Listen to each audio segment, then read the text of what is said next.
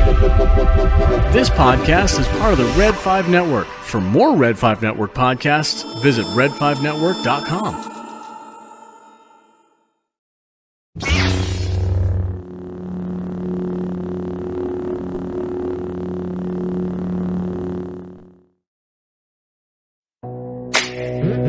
Hello there. Hello there. Hello there. Hello there. Hello there. Hello there. Another happy landing. What's up, everybody? I'm Big Lovin. This is Don DellaSnooch. Welcome to the Escape Pod, episode 67. Kevin Smith, Jay and Silent Bob Adventures. Yeah. Clankety clank, bitch. How you been? Pretty good, man. Pretty good. How about yourself? Oh, I'm pretty busy and pretty stressful. Yeah, well, today was the least stressful day I've had. Was it? I had Jordan's graduation on Saturday, and that was just felt like complete and total chaos all day. From the moment we woke up, it's like everything started out kind of slow, and then it was just like it hit a gear. Yeah. And Terminal velocity. Oh my god, dude. It was breakneck speed the whole friggin' time. And then we had all these tents. It was supposed to rain. Right. So I borrowed a tent from DK. I borrowed 2 tents from you. I borrowed a tent from Ron. Yep. The tent I borrowed from DK was like a 20-footer. It was like a 20 by what? 10, you'd say? 20 yeah, by, I'd say 20 by 8, 20 by 10, something like that. Yeah. Nice size tent. A little old in the teeth, but you know, it was serving a purpose. It was supposed to rain, had all these tents set up. The moment I woke up Friday, it was supposed to be like 190% rain all day Saturday. Right. I prayed and prayed and prayed. Please, Lord, don't let it rain. Don't let it rain. Don't let it rain. Lord didn't let me down. It didn't rain, but he gave me something else. Yeah, he gave me that wind. Yep. And that 20-foot tent tried going over the house. It got a gust of wind, dude. And that 20-foot tent just folded up over the front porch. Bent one of the poles. It was not cool, dude. And I was just like I didn't think there could be more of a pace. Yeah. And there was a frantic pace at that time. And I didn't put it up with the typical ties because the ties were bad. So I used zip ties to put the tent together. Oh my God, dude. It was just, thankfully there was one guy there. He had his little razor blade knife with him. So he was cutting all the zip ties for me. And there was a few other family members that from both sides of the family, all sides of the family who jumped in and they all started helping. But it was just like, please God, make it stop. Make it stop, dude. Yeah, we did that 2 weeks ago.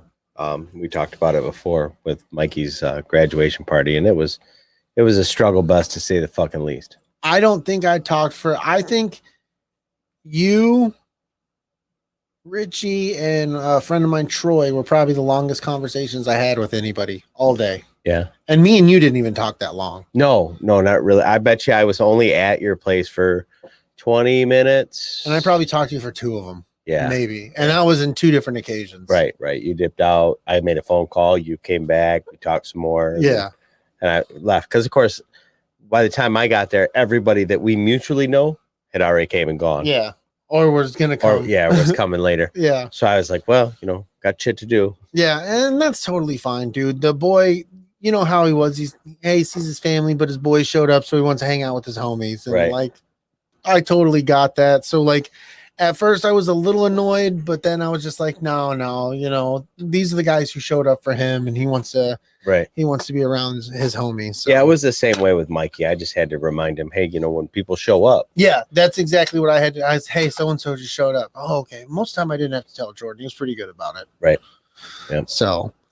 Well, they're young men now, so. Yeah, they are, dude. I rarely ever see that dude. Yeah. I hate it.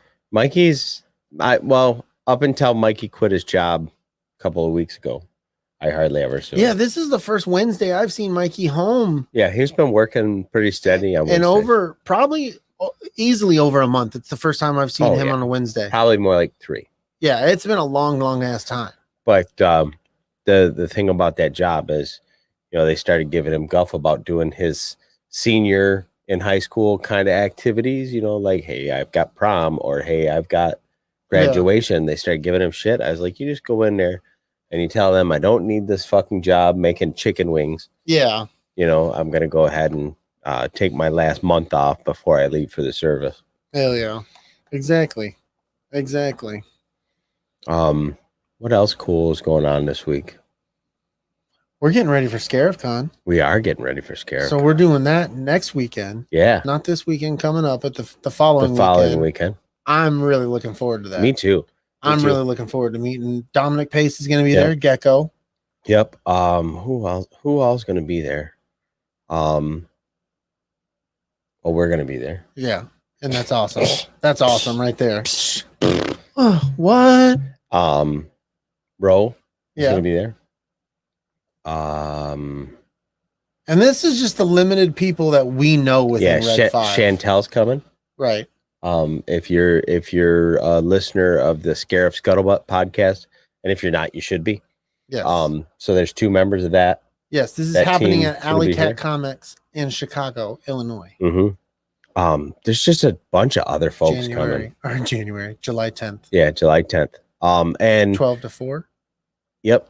12 to 4. Look at that, dude. I'm pretty fucking good. And I didn't have that shit in my fucking face. You're on top of it. I like it. I like it. Alley Cat Comics looks like it's about a mile north of where the Navy Pier is. Maybe a mile and a half. Nice. So not too far. So if you're in the Chicagoland area, you know what? It's kind of nestled in between where the Navy Pier sits and where Northwestern College is. Tell him, Steve Dave. So I figure when we go up there, we're going to have to go check out the college because I want to see the stadium. We'll be this close. Yeah, you have to do that, especially if you're a fan of sports. Yeah, I'm a stadium file, I guess you'd call it. Yeah, dude. There's nothing wrong with that. That's one of the reasons I want to go to see a Cubs game because I want to go to Wrigley Field. Yes, and eventually I want to go see the Bears play in Soldier Field. Yes, dude. Hopefully they do that before they move because they're talking about trying to move. Right. Let's not have that happen. And honestly, I don't even care if they're playing the Lions because I would just want to go see. Yeah, I don't want to be sad. Just wear a blue shirt. That's all you got to do. Just wear a blue shirt. Yeah. Rose says the college campus is gorgeous. Yeah, let's check it out then. Let's check it out. I think we should. We're going to be right there. Why not, man? Why not? What else is going on? Besides the Scarif Con, I'm really looking forward to that. Like, we're gonna meet the dude we interviewed. Mm-hmm. So that's pretty damn cool. Yep. We're gonna meet all these Red Fivers that we don't know, and then that we've met through Twitter and through the chat. So that's gonna be pretty rocking. I'm excited for that, man. Yep. I'm really excited for that. And then this coming weekend, we've got my big July 4th party at the house on the 3rd. On the 3rd. The July 4th party on the 3rd. Hell yeah. Get the khakis. Then you get the July 4th party. Then we get the girls. But that's when they scheduled the fireworks at the lake. So we're looking forward to that. It's always a good time. Yeah. Ron usually sleeps in his car because he doesn't. I don't think he's going to need to sleep in his car this year. No. He's bringing Marcy Darcy. So he's bringing Marcy Darcy. So that'll be nice. Yep. Hey, give a shout out to the chat, dude. We got a good amount of people. I'm telling you, the chat is happening. We got Ro from the Red 5 Network in the chat. Lunar Girl's in the chat. Just Jen is in the chat, which means that Jess is close by. Old Man Johnson is in the chat. My scroll is not working. Jess likes to make a fashionable entrance. He does. Big Daddy Rich. He's usually listening, and then he just chimes in when he feels boom, like I'm here, bitches. Yep. How you feel about that? How do you feel about that? Rural Farm Boys in the chat. Big Lovin was in the chat. I was in the chat. Yeah. I was talking to people. Use and Abuse is in the chat, hanging around. They got some things going on at home, but they're watching another show. They'll catch up with us a little bit more in a little while. That's kind of about it. Yeah, I got everybody. Nice. Let's see. Trying to think if there's anything else we got to hit on about this week. Other than it's almost Independence Day. We're going to celebrate the nation's birthday, so to speak. Yes. With fireworks and alcohol. Yeah, with fireworks and alcohol. The way it should be done. Exactly. Let's lose a few fingers. Yeah. Why not? Hell yeah. It has rained here in Michigan almost every 8 seconds for the last 10 days. Yeah, it's like, hey, it's raining. And then you're like, let me see that. And then it's like, no, I'm not. Right. And then like, okay, cool. I'm going to go out and do something. And then no, it's raining. It's raining. You're like, what the fuck? All while I'm having an addition put on for my parents at the house. So there's been 3 or 4 occasions where I've been left with a swimming pool where there's supposed to be an addition. That is not good, man. It's not good. That is not good at all. Contractors have definitely been getting held up by stuff. Yeah. Which you don't need in the post-COVID construction world because shit is already behind and it's already double price. Yep. Triple price sometimes. Yep. So, I forgot to tell you. Remember me telling you that I had to call to get the gas line moved for the house? Yes. I finally, after 3.5 weeks, get a quote from the power company, and it's $3,000. Has to be expected, right? To move a gas line 15 feet. Yeah. I'm surprised that's all they're charging you. Yeah, well, they're not. They're not charging me that. I told the contractor to build it into the fucking addition. Nice. He's literally building the building around that gas line. Nice. So fuck you guys. Fuck you guys. $3,000. Yeah. Not happening, guys. For something that I could do with a shovel. It's not like you need special equipment. Like a guy literally could do it with a hand shovel. Yeah. So it's not like they bury that shit 20 feet deep. It's fucking like 11 inches under the ground. 11 inches. It's dumb. It was just stupid. I felt dumber having received that quote. We are all now dumber having listened to that quote.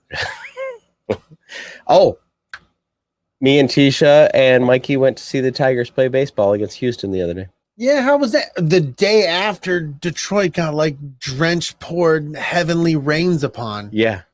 There was an entire segment of highway that was completely shut down because it was underwater. There was semis that the water was halfway up the cabs. That's freaking insane, dude. That's freaking insane. It was fucking gnarly, but we were able to navigate around and go, another way. So we didn't even have to deal with any of that bullshit.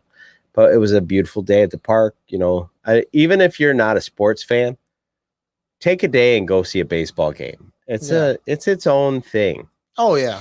Yeah. Just don't take little kids with you. No. I tried to do that. Me and Nicole tried to do that when we were first dating. Mm-hmm. She won tickets for her work and we tried to take the kids to that. And Jordan was like 5 or 6. Alyssa's like 4, 4 or 5. And all they wanted to do was ride the fucking the baseball Ferris wheel. And play all the fucking games. Yep. Yeah, it's everything that cost all the monies. It's an incredible financial sinkhole if you take children to a ball game. Yeah, no. You get them the little wood bat that's now $17.99. Nope. You get them. They're all gonna want a hat, right? Or a jersey or whatever. So if you've got 3 or 4 littles, you might as well take $700. Dude, we went to the football game where we got free tickets. It was the Minnesota Vikings versus the New York Jets when they played at Ford Field because the stadium collapsed. Yep. And we got free tickets to that. Froze. It collapsed in. Did it? Isn't that the game? Or am I thinking of a different game? Are you thinking of the No, you're thinking of the right game, but I think that it was because all the pipes froze and burst or something. Oh yeah, that's what it Buffalo. was. Yeah, so they moved. Yes, that's what it was. Buffalo. Yeah, and they moved the game to Ford Field, and we went. Dude, that shit was expensive, and I didn't even have to pay for fucking tickets because they were all free for the entire family. Remember, we went too. That shit was insane. Man. Yeah, it's pricey. Yeah, but if you go to a baseball game, this is your little tip from DellaSnooch. If you're gonna go to a baseball game, go to a game during the week or on a Sunday, and don't buy your tickets much in advance. Just get on StubHub or whatever and buy whatever's like the fucking cheapest before the fucking game. Yep, and just go watch the game. You might get tickets for $25, $30, as opposed for like to 4 people. Right, as opposed to if you bought them in advance, you're going to pay $35 plus per seat. Right. And most of the time, if it's one of those games during the week or if it's a Sunday game, you can sit almost wherever you want. Damn. I mean, unless you might be from a region where you have the best baseball team on the fucking planet and they sell out on a Sunday afternoon, but most teams don't. You know, if you're a Dodgers fan, that's not going to work for you. If you're a Cubs fan, might not work for you because, you know, those markets are. Yeah. There's just saturation. Yeah. There's people coming from out of town to go see those games every day of the week. Right. But anyway, you can get by a lot with tickets off of StubHub. Save some money for a hot dog later on. But shit, me and Mikey got a hot dog and a bratwurst. I got a beer and he got a soda. It was $32.50. That's crazy. That's relatively crazy. We could have went out and had steaks. I'd rather have steaks. Well, you can find us as always on Instagram, Twitter, Facebook, YouTube, and all your favorite podcasting apps like iTunes, TuneIn, Stitcher, Spotify, Audible, and Google Play. Don't forget to check out the Red 5 Network for all kinds of excellent podcasts like the Science Fictionary that just did a podcast this last week about MacGuffins. Nice. Are you familiar with the MacGuffins? Yeah. It was a super good show. Nice. I enjoyed the shit out of it. Even Backyard TARDIS chimed in at the end and had some stuff to say. It was a good show. Sweet. And then Galactic Public Access. Nope, I wrote down the wrong thing. Well, definitely check out Galactic Public Access. I'm not saying that. What I was going to bring up was Sarlacc Digest just covered what is known about the new Star Wars Visions show that's coming. Oh, I want to know more about that because that was one of the few things where like nobody had anything to say about it. It was a really good show. Sweet. It was, it was a good listen. I'll have to give it a listen. So definitely, I've been slacking on I've been listening to a lot of our old catalog, just kind of watching the growth and listening to the growth and listening to things we've added and taken away and how we've changed since we joined Red 5 and just listening to that, watching that. So I've been slacking on my pimping. Oh, and one of our fellow podcasting groups is now joined the Red 5 Network. That is true. The Sidebar Cantina is now a member of the Red 5 Network. Hell yeah, that's pretty awesome. Super cool. Hopefully we didn't announce that before them. Oh, well. I think I did, actually. Oh, well. Yeah. There's a little crossover between our group and theirs, but not a ton. There's a ton. I was just trying to downplay it. If you're listening to this as an audio podcast, please consider joining us live on Wednesday nights on YouTube at youtube.com/c/ATSW The Escape Pod, all one word. Please join us at patreon.com and search ATSW The Escape Pod in the search creator bar to support our show and get in on the exclusive escape crate. Hell yeah. The escape crate's pretty rocking. What you typing there, buddy? Typing some stuff into the chat? Yeah, I stepped in it. Yeah, you did. I didn't know that the guys hadn't shared it.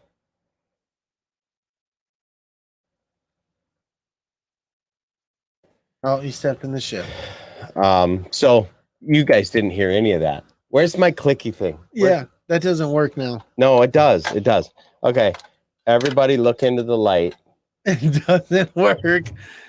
It doesn't work. It's broken. You all saw moon dust on a Tuesday coming from a weather balloon on Saturn IV. Is that what that was? Yeah. It didn't really happen. Okay. Okay.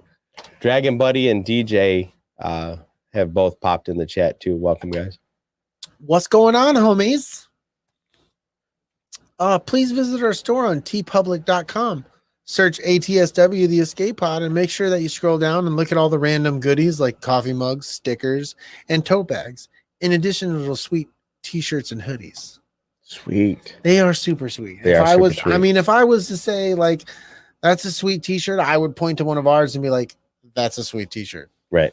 Yeah, I would buy our t-shirts if I didn't know that. You know what? Matter of fact, I have bought a couple of our t-shirts. I have also bought because I think they're nice. Probably too many of our and they're t-shirts. Comfortable. And I bought Friends of the Pod t-shirts too. I bought Red 5 Network t-shirts. And I've gotten them all through T Public. Yep. It's fantastical. Yep. That's where I'm gonna start shopping from now on. Yeah. They need to make jeans. That would be That would be awesome. It would be necessary. How did I leave myself in a position where I don't have anything to drink? Are you serious? Yeah, I'm not good at this. Get your shit together, dude.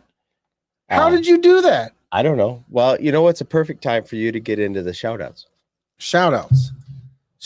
First and foremost, always got to give a shout-out to the Sidebar Cantina. That is the mothership. That is David Jason. That is the New Jersey Delphians. That is the homies. That is, wow. He completely walked out of the fucking room. He completely left. Like, that made my mind melt. I'm not ready for that. Anyways, next, check out Use and Abuse with Kim and Scott. They did a double feature again yesterday. And again, I was busy. One, they do their other one like an hour before I'm supposed to wake up. And that can't happen. Mandalorian is the only show or thing to get me to wake up an hour before I'm supposed to wake up. So even I love you, Kim and Scott.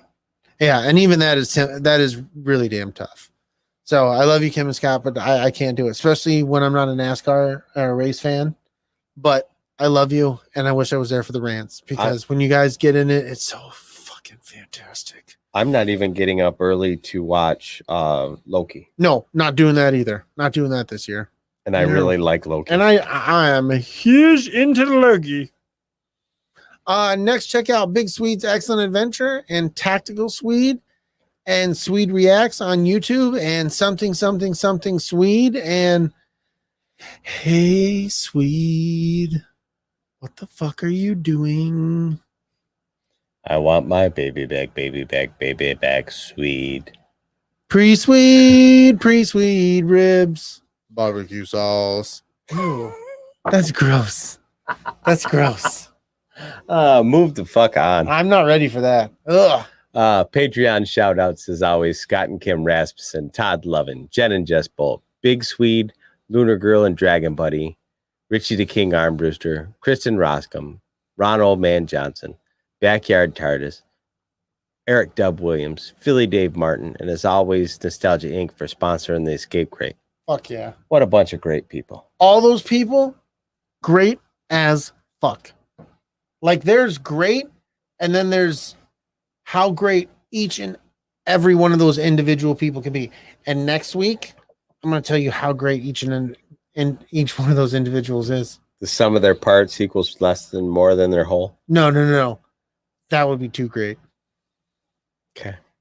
But it's greater than... What the fuck? Less than the multiple Jess is sums. Threatening to bring us shrimp salad. Okay. Don't do it. Why? You don't like shrimp? No. You're pathetic. What's going on, Josh? What up, GP? It's the ghost pepper. Just in time for... It's movie time. Movie time. It's movie time.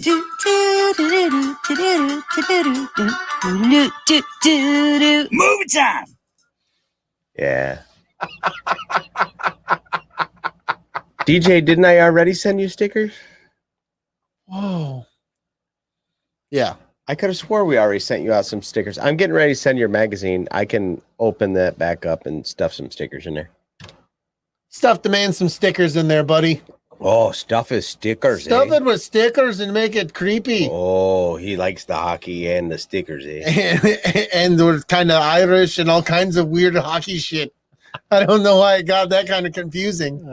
That's I don't do voices. No, you don't, because you went to like a different complete place. I went to a place. I don't know what that was. I'm scared. Tell us about these movie newses. Hold on, dude. Josh said, I don't know much, but I know I love you. And that may be all I need to know. Listen. What? That was beautiful. It's not beautiful. It was from the heart. It was from the heart. I love that. That's a whole inside-outside baseball thing. But it doesn't matter. It's special. It need to be spoke of. It was just for Josh. It's always just for Josh. Tell us about Tom Welling. Let me tell you about my friend Tom and his personal friend. My friend Tom Welling and Michael Rosenbaum are working on bringing Smallville back in animated form. Yeah, I don't know how I feel about that. As long as it doesn't get weird. Well, I'm personally like, I don't see the appeal of Smallville. I never did. Well, you're nobody right I now. understand that. I'm just saying, like, I felt like it was a show almost about something. About everything. But it never really became about anything. You didn't watch it all, so you can't speak on it. Well, no, you're right. I gave up on it. Yeah, you gave on it really fucking fast. I mean, I checked back in because I had checking back in because sometimes, they go on a little tangent. Maybe you caught a little tangent episode and you're like, what the hell is this show about? I went that way with Gotham too. I watched Gotham season 1, 2, and I think part of 3 before I was just like, this is not a show about. So what did you do with Smallville? How long did you give it? I might have got a couple seasons into it, but I hear that the best part of Smallville is at the very end. It's all good. It's not all good. You're not good. Nobody likes you right now. Just stop with your bullshit. So the fact that it's going to get a cartoon version, I'm probably out. I'm excited about it. If it continues the storyline, a cartoon about a thing that's almost about a thing, I don't know if I got time for it. I don't know if I got time for you right now. maybe I don't have time for the rest of this show because of you. Well, you don't have to finish. Fucking them out. Malcolm, I'm out. Pedro Pascal has said that Mando season 3 won't begin filming until late this year or early next year. That just makes me sad. Yeah, a lot. There's no happy news right there. That's just sad news. I don't even know why the fuck we're talking about it. Because it's news. I mean, I know it's news. It's newsworthy. It's noteworthy. It's hashtag all the fun stuff, but it's sad. It is sad. I love that fucking show, dude. Me too. And I was really hoping that they were going to be ready to give us season 3 right after Boba Fett. That's supposedly what they're trying to do. I don't know how the fuck they're going to do that if they don't start filming it until after Boba Fett's over. But the one thing that I'm happy about, they have said, is that Boba Fett is supposed to be like the Mandalorian season 2.5.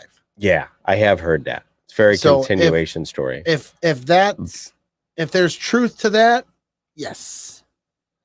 And Okay. even if there's not truth to that, I still want to see the Boba Fett story now because, like, I'm a Mandalorian guy. Like, I was not one before, right. And I freely admit that. But I am like, I'm on the fucking train. I jumped on the fucking bandwagon, whatever you want to call it. I am all about it. I'm with you. I am all about it. Disney may be changing the name of Slave One to something less controversial. How do you feel about that?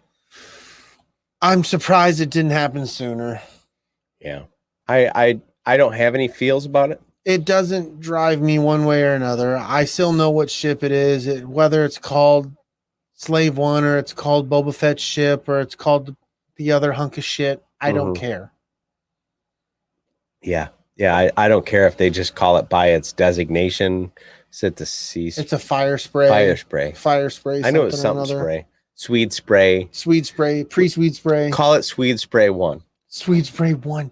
Yes, dude, we should write that in. I think so. We're going to get a hold of Disney. I know George. Maybe he can put in a favor. Yeah. Just go beard to beard with George. Oh, he gets intimidated when I do that. So just I'm going to win. Sit down low so you don't really. Yeah, I don't want to be too intimidated. You know what really bothers me when you give me this kind of shit. Stop with your beard. I'm like, I'm sorry, George. I'm sorry, George. Your beard's a little bit too much, Brady. It's a little out of control, George. I'm sorry. Black Widow reviews. Oh, wait, hey. What happened? Hector joined the chat too. Hector is in the chat. Hector's in the chat. It's true. Nice. Black Widow reviews are coming out on some of the pre-screenings. They're praising that it's a thrilling action story, but it's kind of a formulaic plot. Yeah. I'm going to tell you the truth, dude. I think the only reason I'm going to see this movie is for the show. Yeah. Like, I'm going to see it so we can review it and talk about it. Mm-hmm. But like, I'm not like, woo, super excited to go see it because I feel like they've kept dropping like, hey, here's this move. Oh no, wait a second. No, here's this move. Oh no, not now. Hold on. Okay. Yeah. Okay. Here's the movie now. Yeah. You ready? Yeah. I completely get that. You waited too long for them to bring out your dinner and you're not fucking hungry anymore. Yeah, I'm not hungry anymore. Yeah. I've had WandaVision. I've had Falcon and the Winter Soldier. I'm eating Loki right now, and that's fantastic, baby. Mm-hmm. You know, and this is just a prequel story, so you know it's not going to even move the narrative along. Yeah, like I know she's dead. Yeah. I get it. I feel your feelings on this. But like I said, so some of the reviews are saying that it's a little simple and predictable. But you know, we know that she's dead anyway, so yeah, it's like we know she's gonna make it out. Yeah, she's gonna make it out on top. Whether or not the rest of the people involved in this thing do, we don't know. But like, yeah. I'll see it for the show. I'll see it for you guys. Aquaman 2, John Wick 4, Black Panther 2, and more major blockbusters begin filming, signaling a production revival. Which is awesome. That's exciting. As long as this Delta strand doesn't end up shutting everything back down. Yeah, let's not talk like that. No. Don't be that guy. No, I'm not that guy. Don't be that guy. So this next thing is only here because it's important to half of the table. You're a dickhole. There's a trailer for Clifford the Big Red Dog that came out. Yes, dude. Clifford the Big Red Dog. How dare you not be excited about that? I wanted to smack that glass right into your teeth. Right into your teeth. Just chip some fucking dude.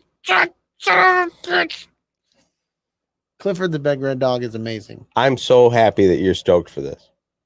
I'm going to take my little girls and we're going to see it. Yeah. It's going to be fantabulous. I don't have little girls. And then if I take little girls to see this, I'm probably going to jail. You're going with us. Uncle Don's going with us. I don't think he's going. Uncle Don's going with us. Uncle Don really wants to see I don't Clifford think the there's Big a Red Dog. snowball's chance in hell that I'm going to see this movie. You're going to let my girls down like that? Yeah. That's fucked up, man. Yeah. And they adore you. And you're going to be that guy. I will give them all money for popcorn and shit, but I'm not going. You're fucking horrible. You're horrible. I'm not going to do it. Oh my God. I got to look him in the face tonight and tell him and then go see the tears. And then the trailer for Caillou came out and I'm not going to that either. I'll shoot myself before I see that shit. Look at that. I know. Row quick to your defense. Yes, dude. He loves the Big Red Dog. Exactly. You're a monster, man. I guess. You're a monster. They don't do nothing for me. You're a monster. But to be fair, it's an awful big hurdle to get me to watch any of these movies that, you know, they're coming out with. What was the one that just came out not too long ago where the guy from Saturday Night Live was getting married? Right? I have absolutely not a clue. It literally just fucking came out. They were in a hotel. There was some dogs or something. I don't fucking know. I watched that. It was fine. Dragon Buddy Caillou is the worst. That kid needed such an ass whooping. I pronounced the H too. Whooping. So there we go, Hollywood. Don't make the Caillou movie. People are gonna get pissed. Yeah. Stab Don for not liking Clifford. All right, we can quit berating you for the big blood stain. The big red blood stain. Oh, Vin Diesel said in an interview that Riddick 4 has been written and will be filming in Australia eventually. Yeah, there's a lot going on as far as that goes. A lot of people are gonna give me shit. I've never seen the Riddick movies or the Pitch Black movies. Oh, you are missing out. See, I've seen part of one of them when there was like a tunnel. It was like a prison.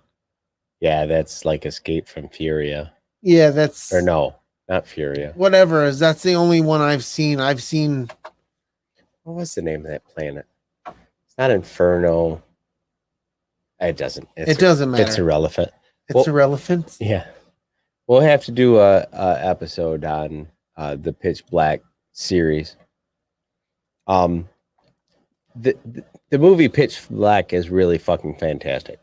Yeah. And the second one is pretty fucking good, and the third one, not so much. Power up. I'm bad.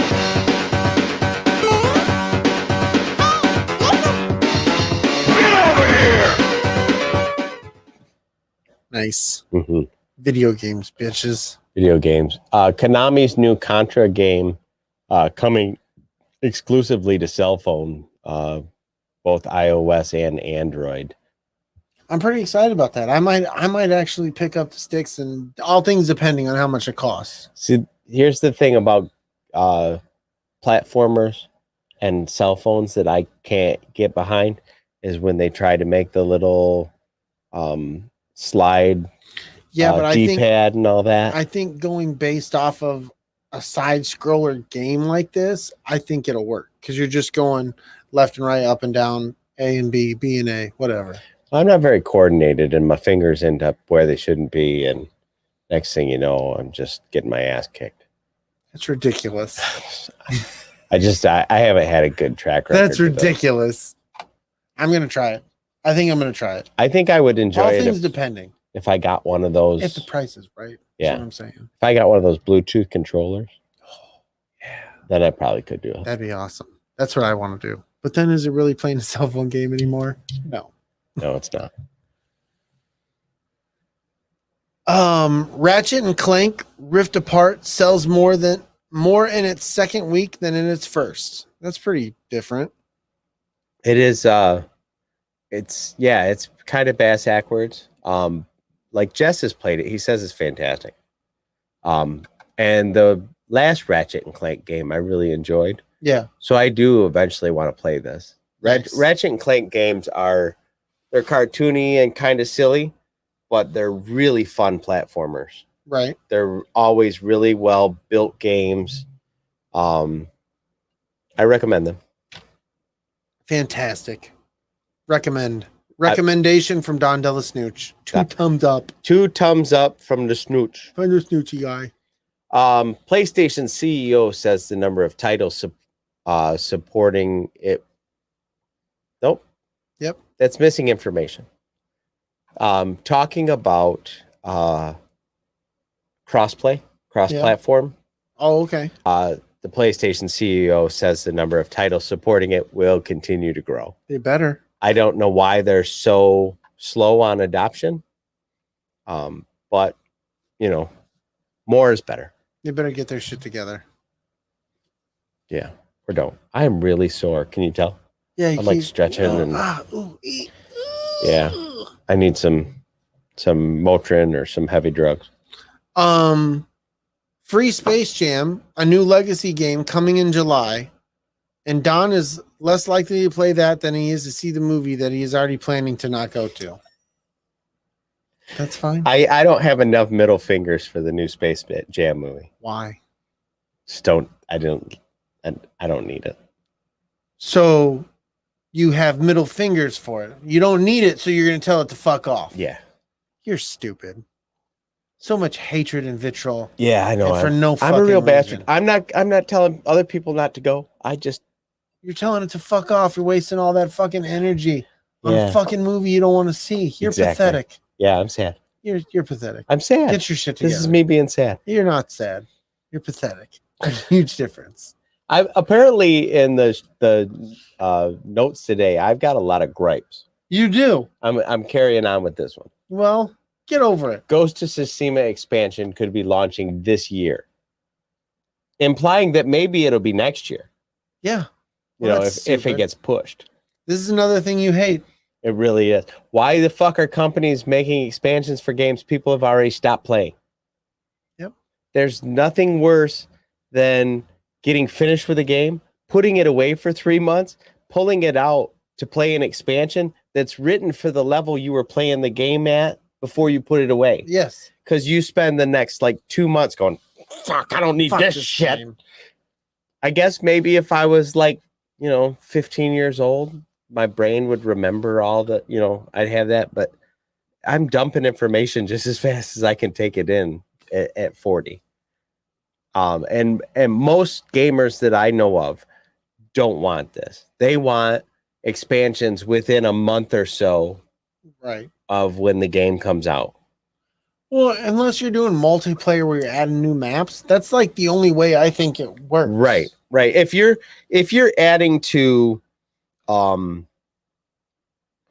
the existing gameplay of a game that has legs on it, sure. But if you're talking about a game like Ghost of Tsushima that was a through line, it started here and it ended here. I'm laughing in the chat. Are they getting at me? No, he said you need a Snickers. I do. I'm all for, expanding a game that people are playing. Right. Even if it's like some of those MMOs, people are playing those games for 2-3 years. By all means, make an expansion.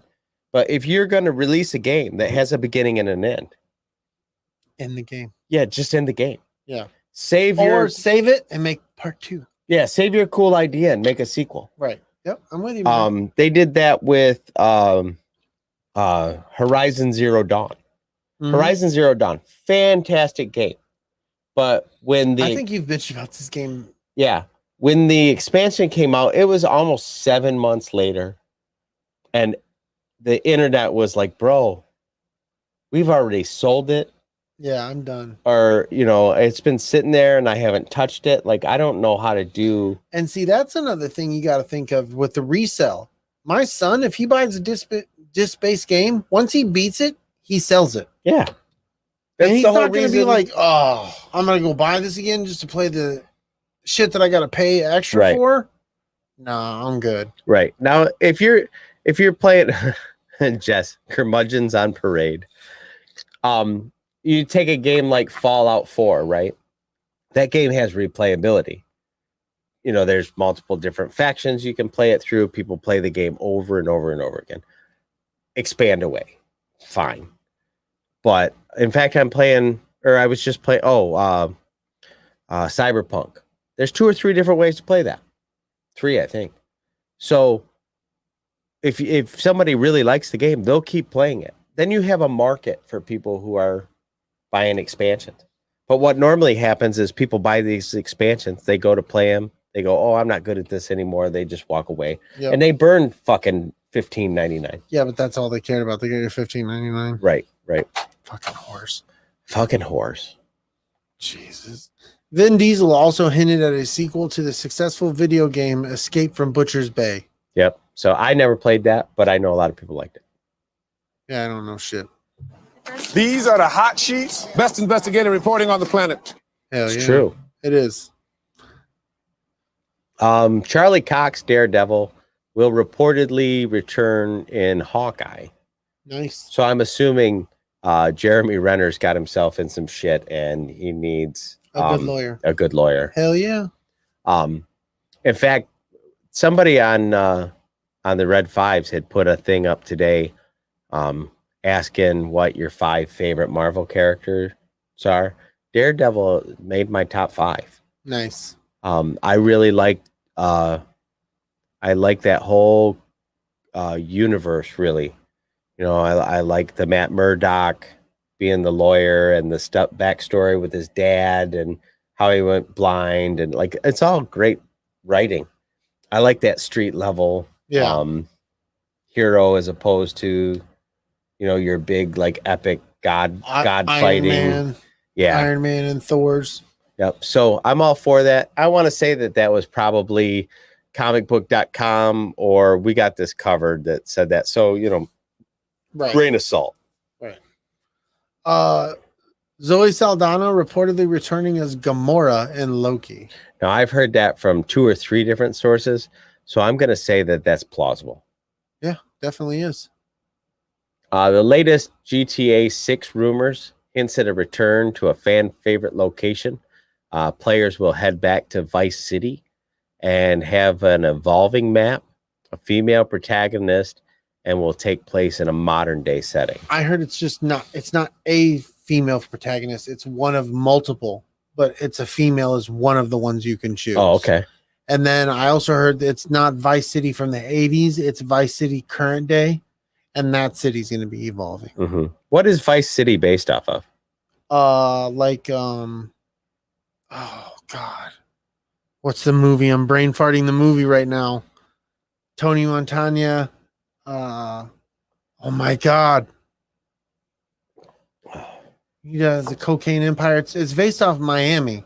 Okay, but Miami. It was based Scarface. Scarface. That's what it was. Oh, just Scarface. Well, that was what I knew it was based on a city. I just didn't know which one. Oh, okay. I'm sorry. I misunderstood you. So there's that. If you are a GTA I'm a huge person. GTA person. I find most people are. I love that game. It's so fun. I want to love that game. I have issues with the controls. The multiplayer is just where it's at. Yep.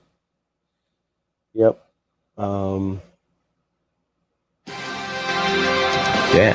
Mm-hmm. And now it's time for Sports Talk with your hosts, Dangerous Don Juan DellaSnooch, beautiful Brady Lovin, here on the Escape Pod. Hell yeah. Mm-hmm. So sportsy. So sportsy. At least 7 states will put into effect the NIL, names, imaging, likeness laws on Thursday. The laws allow athletes to make money for things like endorsement deals, signing autographs, and social media content. You know, as we've said before, like as long as it doesn't get into the way of the integrity of the game. What's up, Dub? Hey, Dub, what's happening? How you doing, brother? As long as it doesn't interrupt the integrity of the game, we're both in for it. Yeah, hell yeah.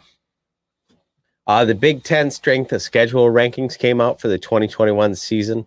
So real quick, here's the top 5.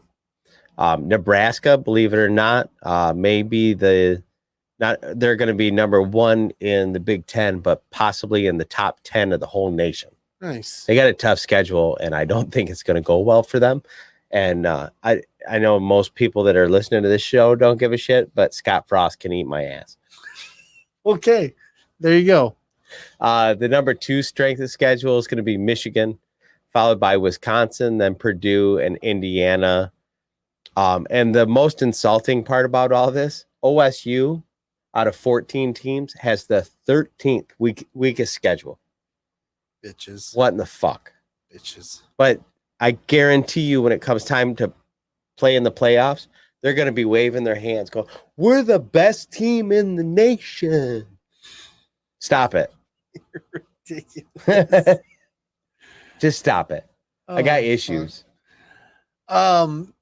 Detroit Lions head coach is ranked 2nd worst coach in the NFL by Sports Illustrated. Isn't that fucking great? That's fan-fucking-tastic. As a Lions fan, I cannot even begin to tell you. Who was number 1? Do you know? No, I didn't. Oh, okay. You were just so thrilled with number 2. I was so excited, and our GMs were kissing his ass about how great he is this and how wonderful he is that, and blah, blah, blah, blah, blah. And then Sports Illustrated is like, no, bro, this guy is next to the worst piece of shit in the whole league. I got to assume the last is going to be somebody like the guy that's the coach for the Jets or something like that. Like it's just, possible. It's just going to be. The Jets suck. Yeah, the Jets suck. But whatever. Sorry, Jets fans. Whoa. Is that the next slide? No. We did some things. Oh. Yeah. We're here. We started at the top. Now we're here. Started from the bottom. Now we're here. No. We started at the top. And now it's falling apart. Keith Lamon's in the chat. What's going on? Oh, Keith? What up, Keith? It's good to see you, man. Hell yeah, dude. How you doing, bud? So let's get into the Bad Batch. Let's do that, brother. This is another fantastic episode of the Bad Batch. Yes. It was real good. It was real good. Bad Batch Bounty Lost. Episode 9, I believe. I got a question. Yes. Change your mind about Bane at all? Or Cad Bane at all? I'm relaxing my opinion. I haven't changed my mind. Okay. Fair enough. Fair enough. I still think a lot of the same problems apply. Okay. Fair enough. Written by Matt Minichovitz and directed by Brad Rao and Nathaniel Villanueva. There you go. Nice. While chasing after Bane, the Bad Batch learns from Tech that Omega is an unmodified replication of Jango Fett, making her the only available source for fresh cloning material. Oh, shit. En route to an old Kaminoan cloning facility on Bora Vio for her delivery, Omega tricks Bane's droid Toto into releasing her by offering to fix his leg that Hunter shot off. Omega searches for her comms device. Once found, she is able to signal the Bad Batch. I couldn't find anything, but I want to know why Filoni and Favreau, well, probably just Filoni, picked Toto for the name of that robot. Yeah, it'd be interesting. I bet there's a story there behind that. The Bad Batch is not able to get a good lock on the comms unit, and Bane soon catches up to Omega. Lamassu sends Taun We to retrieve Omega and orders Nala C to eliminate the girl after extracting genetic samples from her. Concerned for Omega's safety, Nala C sends Fennec Shan to rescue Omega. I knew that was happening. The moment I saw Fennec Shan is the moment I knew that setup happened. The moment I knew that old girl sent her. Okay. So here's my only Scott's chiming in the chat. New Houston Texans head coach David Culley is ranked lower than Detroit Lions head coach. So there's your answer. Hell yeah. Good luck, Texans. Thanks, Scott. I don't understand the logic behind take some genetic samples from her and then kill her. Why not keep her alive in case you need genetic samples later? More, right. Because they don't give a shit. They're in dire straits, buddy. They got to keep this program alive, and so at all costs, get the genetic sample and then just execute that bitch. We'll be done with it. You don't pick all the bud off your weed plants and then burn the fucking field down. Maybe you're getting chased by the cops. You don't know. I guess. You know? Hey, maybe. I'm just saying. No, it's fine. Hey, settle down. I'm not getting upset You're right getting now. You're getting a little riled up. I wouldn't. Yeah, just a tad. Fennec Shan kills Taun We and duels Bane, allowing Omega to escape and be retrieved by the Bad Batch. The Batch tells her that she is not like other clones and why the Kaminoans want her so bad. And Hunter promises to make sure she never goes back to Kamino. Mm-hmm. And the next episode is called Back to Kamino. Is it really? No, I don't know. I just made that shit up. This whole sequence is part of my issue with Cad Bane. Cad Bane got his ass kicked more or less by Fennec Shan. Up and comer. But when Cad Bane faced off with two highly skilled Jedis, Cad Bane held his own. We haven't seen Fennec Shan go against Jedi, so calm down. Okay. I mean, she did shoot that cop in the forehead. How do you know she's not a badass? Just because she hasn't dealt with Jedi yet that we know of doesn't mean she can't be a badass. Yeah, well, it's fine. I mean,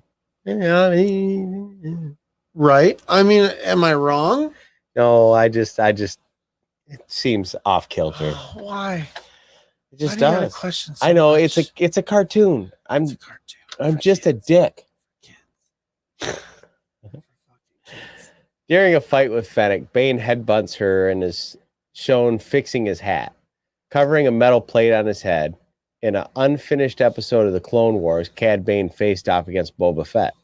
That duel explained how Boba Fett got the dent in his helmet, but it also seemed to show Cad Bane dying since they were both shot in the head. Bane doesn't wear a helmet. However, seeing the metal plate in his head explains how he survived the duel with Fett. That's crazy. Cad Bane goes to follow only discover that his ship has been sabotaged by Fennec Shan.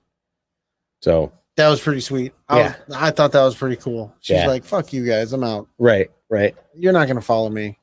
This episode gives me a greater appreciation for Fennec Shan's character. Hell yeah. Every time she's on the screen, we get more things about her that make you go, oh, this character's deep, and I like it. Yeah. I think at some point we might even get some backstory on her, and that'll be fun. Hell yeah. Omega worries that Lama Sue will never stop looking for her.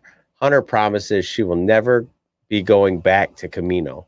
However, this is the perfect opportunity for the series to bring Boba Fett into the mix, as Omega says they will send more bounty hunters. I would imagine we're into Easter egg stuff. Yeah. Without talking about going to Easter I egg didn't. stuff. I was tired.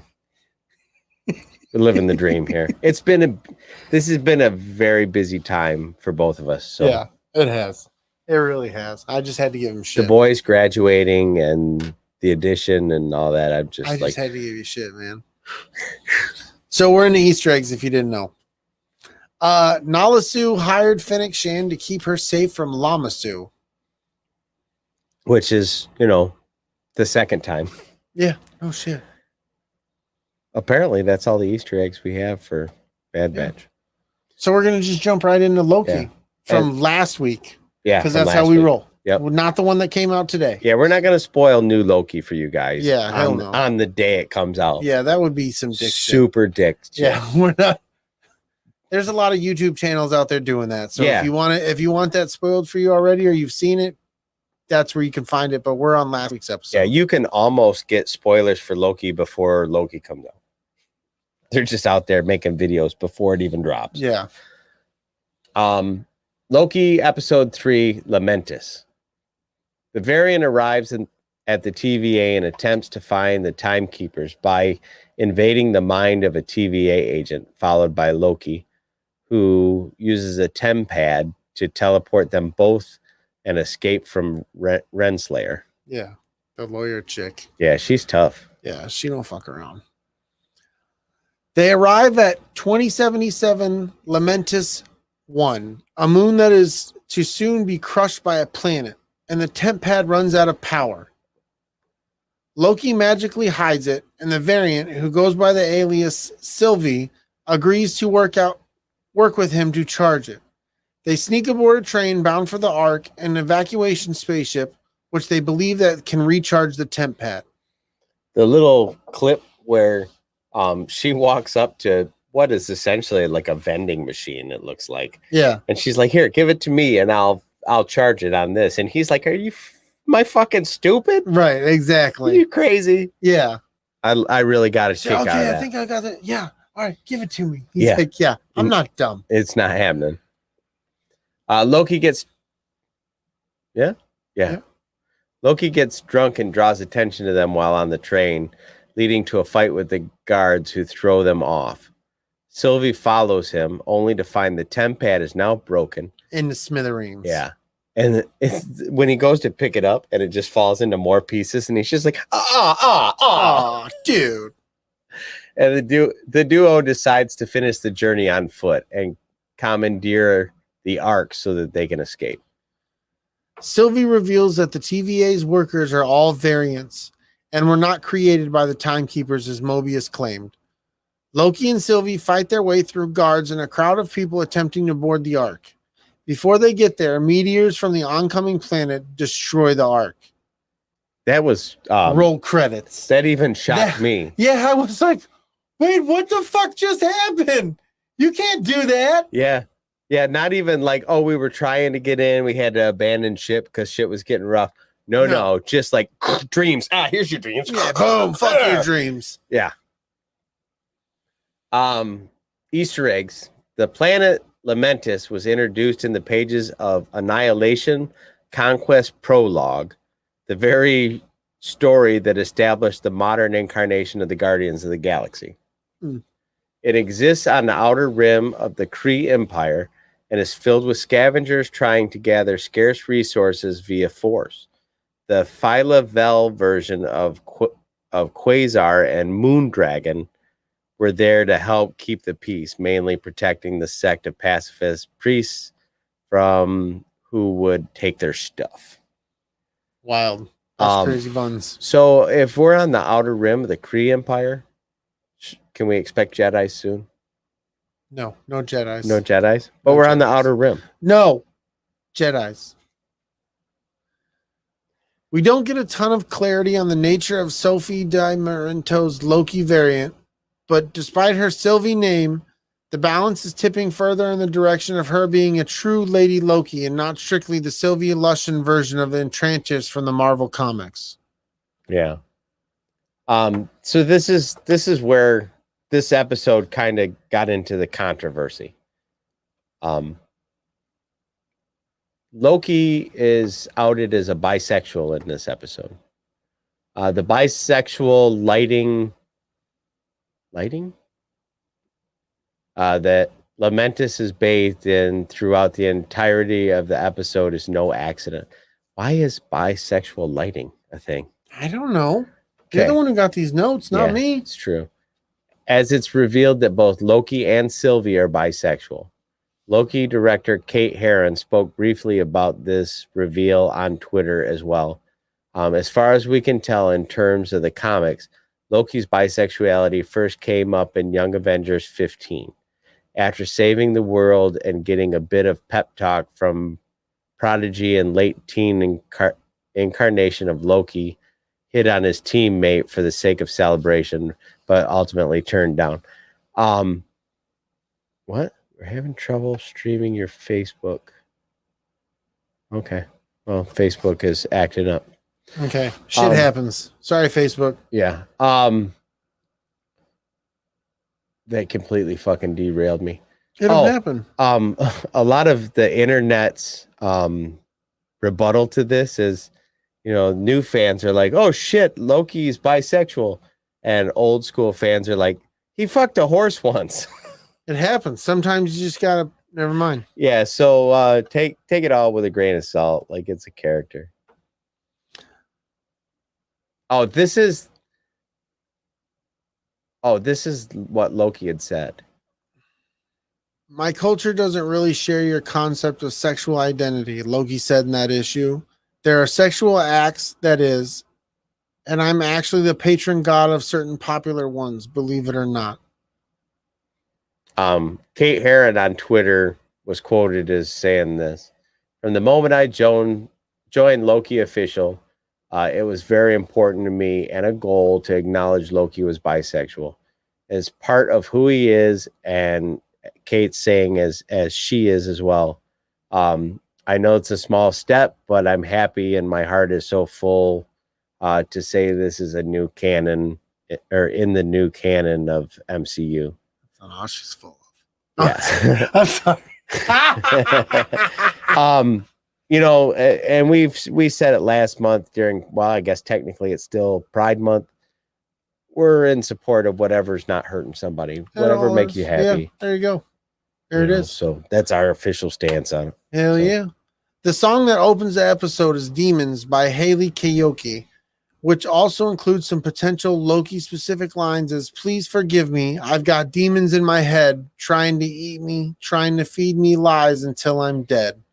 That sounds like some pretty fucking dark shit. Yeah, I don't want to get involved in it.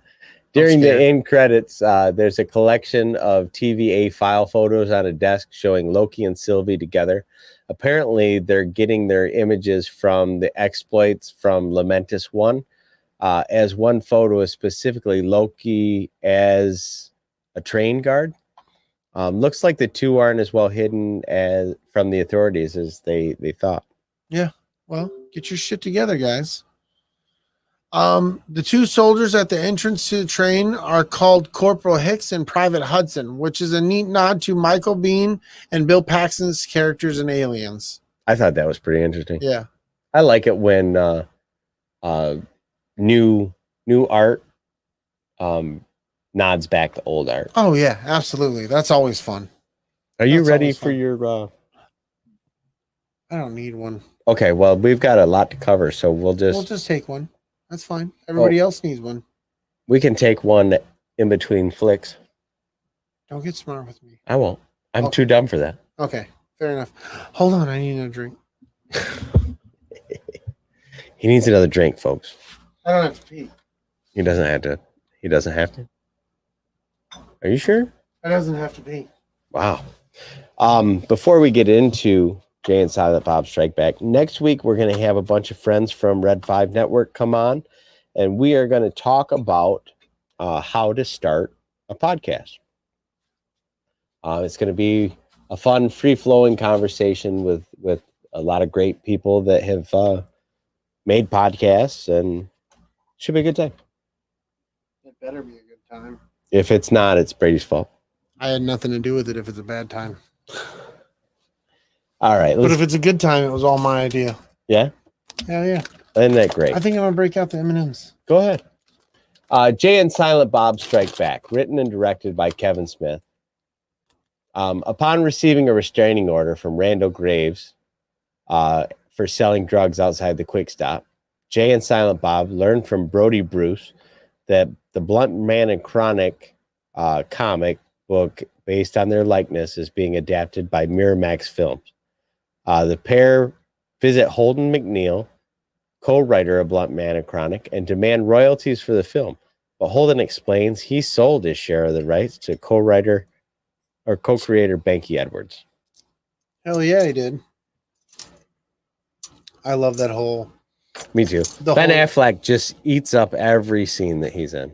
Yeah, in both of these movies that we're talking about. Mm-hmm. Son of a bitch. Son of a bitch. But the scenes where they're in his area and they're talking, like the comedic timing and shit of Jay is fan-fucking-tastic. Yep. If you listen to some of the backstories between some of these actors, Ben and Muse had a really strange, fun, playful relationship. They clicked on a weird level, but like to the point where Ben was like, "That Jay guy, fucking weird. I like him, but he's fucking weird." That's awesome. Like I think at one point, like Muse woke up from a nap on the couch, and fucking Affleck had his dick on his forehead, like bong. Oh my god! They had a whole lot of weird shit going on the sets. Wow, but that was like at that time they were making a movie like everybody was just crashed in a lack of a better word, a frat house. Yeah, and they're just all camping there while they're going out to location to make these movies. Right. Everything's low budget. People are in chairs and on couches and right. Right. It's a whole different thing. Yeah. Seeing the negative reaction the film has received online, the pair set out for Hollywood to prevent the film from tainting their image, or at least to receive the royalties owed to them. En route, they befriend an animal liberation group, Justice, Sissy, Missy, Chrissy, and Brent. The organization is a front. Brent is a patsy who will free animals from a laboratory as a diversion while the girls rob a diamond depository. Jess is fucking cracking me up. Jay throws Brent out of the van to get closer to Justice, to whom he is attracted.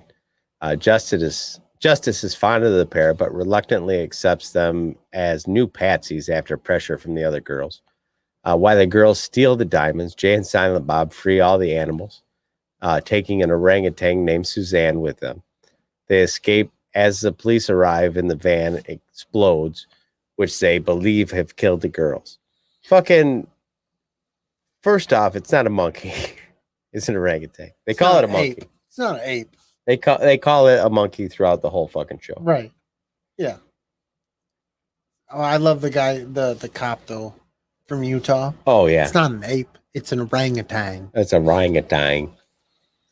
Federal Wildlife Marshal Will Hawley, who is taken from the Land of the Lost characters, whose name is taken from the Land of the Lost characters, arrives. Oblivious to the diamond heist, he claims jurisdiction due to the escaped animals, all of which have been recovered but the orangutan. The officers find footage of the video Sissy recorded of Jay claiming to be the CLIT commander, with accompanying literature that CLIT is an acronym for Coalition for the Liberation of Itinerant Tree Dwellers.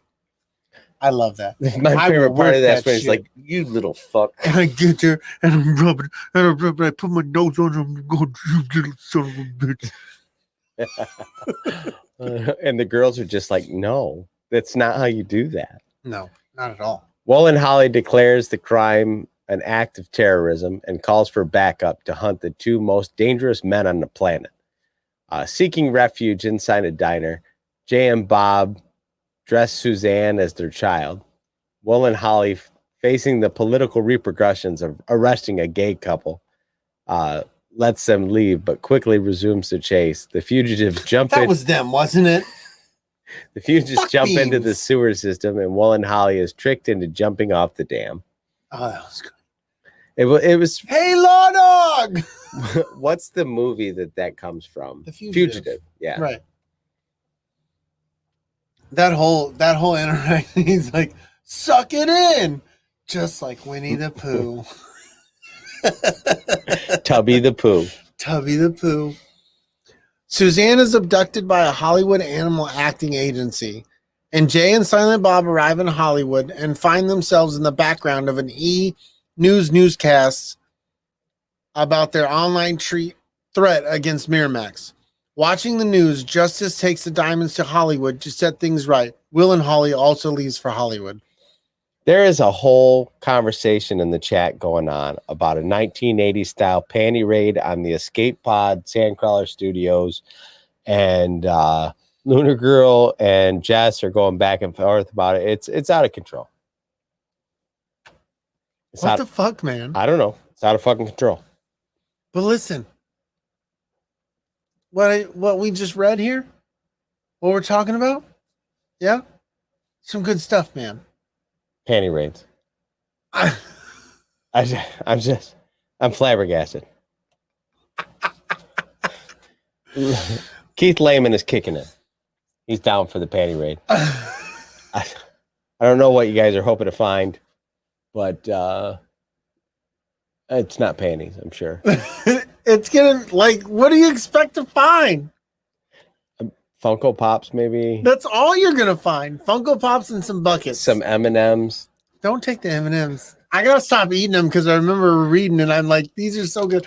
I need to seal them up. Yeah, you got to put those fuckers away, or there won't be any when we play D&D. Oh, I'm already. Oh, there's another bag coming. Knowing that I'm gonna have to buy another. Oh. Well, they didn't have the peanut butter ones. The ones with the peanut butter. Yeah, like these ones. Yeah, that's the one I wanted, but they didn't have that mix. That's bullshit. That's bullshit. Chased by studio security and reclaiming Suzanne from the set of Scream 4. Oh, what a wonderful tea party we're having. Jay and Silent Bob end up in the back dressing room of Jason Biggs and James Vanderbeek, the actors playing Bluntman and Croddick. Suzanne beats up the actors. Jay and Silent Bob assume their roles. Meeting racist director Chaka Luther King. They're forced to fight Mark Hamill playing the supervillain Cockknocker. Interesting story. The whole interaction between Chaka and what's the guy? Jamie Kennedy about getting him coffee and no boogers. You know, there's a booger in this. Drink it. Fucking cracks me up every time. It's one of the funniest interactions I think in this whole movie. He's like, taste. How's it taste like? It's all good, sir. Booger free. Jamie Kennedy is just like, what the fuck is going on? Will and Holly arrives to capture Jay and Silent Bob, but Justice protects him, admitting the Clit organization was only a diversion. The other thieves arrive, and a climactic final battle ensues. Jay and Silent Bob get their royalties from Banky after Silent Bob informs him he violated their original likeness rights contract by not getting their permission before selling the film rights to Miramax, and could face serious legal troubles. And Justice turns her former team into Will and Holly in exchange for a shorter sentence and freeing Jay and Silent Bob. I think my favorite part of that whole scene is when Justice is like, the Clit's not real. And everybody is like, whoa. I've seen it. The Clit is real. It's a female orgasm. That's a myth.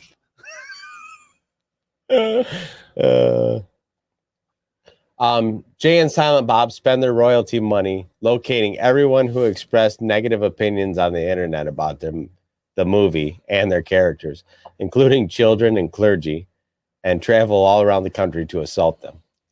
They beat the shit when they fight the priest. That was hilarious. Yeah.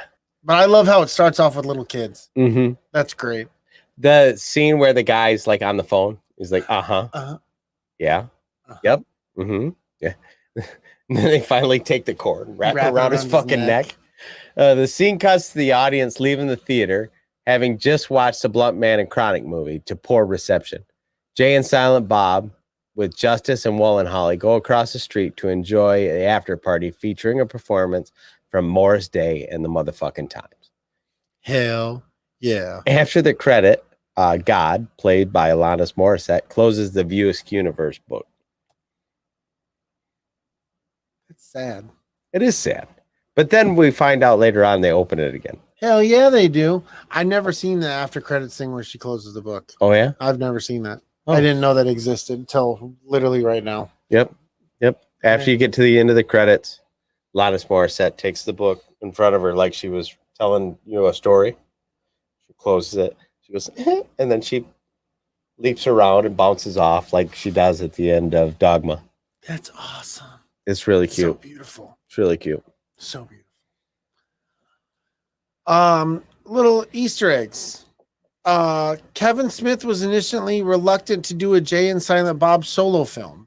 Smith believed that the characters couldn't carry a film on their own, but a positive reaction to Jay and Silent Bob's cameo in Scream 3 changed his mind. Hell yeah. You know what? Something I didn't bring up earlier was, did you notice? Because, okay, did you watch these in order? Or did you watch them in reverse order like I did? I watched them in order. Okay, I watched Reboot first, and then I watched Strike Back? Strike Back. Because Okay. I've seen Strike Back so many times, I Right. just wanted to make sure I watched Reboot again, because I've only seen it twice. Kevin Smith in Strike Back is massive in comparison to the size he was in Reboot. Absolutely. 100%, yeah. But when I think about Kevin Smith, I never think about him as being the size of a guy that literally got kicked off an airplane for being too fat to fly, essentially. Like, Right. Well, that's the way he put it. Right. They wanted him to buy 2 seats. But when you look at these two movies in contrast, like, it is like stunning. Oh yeah, dude. It's real noticeable. He lost a whole half a person. Yeah, he did. Yeah, it's real noticeable. Baby Silent Bob was played by Harley Quinn Smith, Kevin's daughter. Nice. I did not know that. Yep. The word fuck is used 248 times. Much like this podcast. Yes.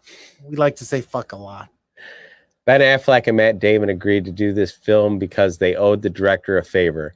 It was written and directed by Kevin Smith, who brought the script of Good Will Hunting to the attention of Miramax. Nice. I think he even got a producer credit for it. I think so.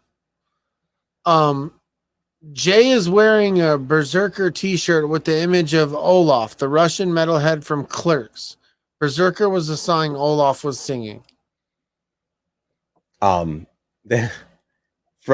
Clerks, like that whole thing with Olaf is one of my favorites. Yeah, you've said that before. It's just so ridiculous. Yeah. The names of the security guards at Miramax are in reference to comic book characters, including Gordon,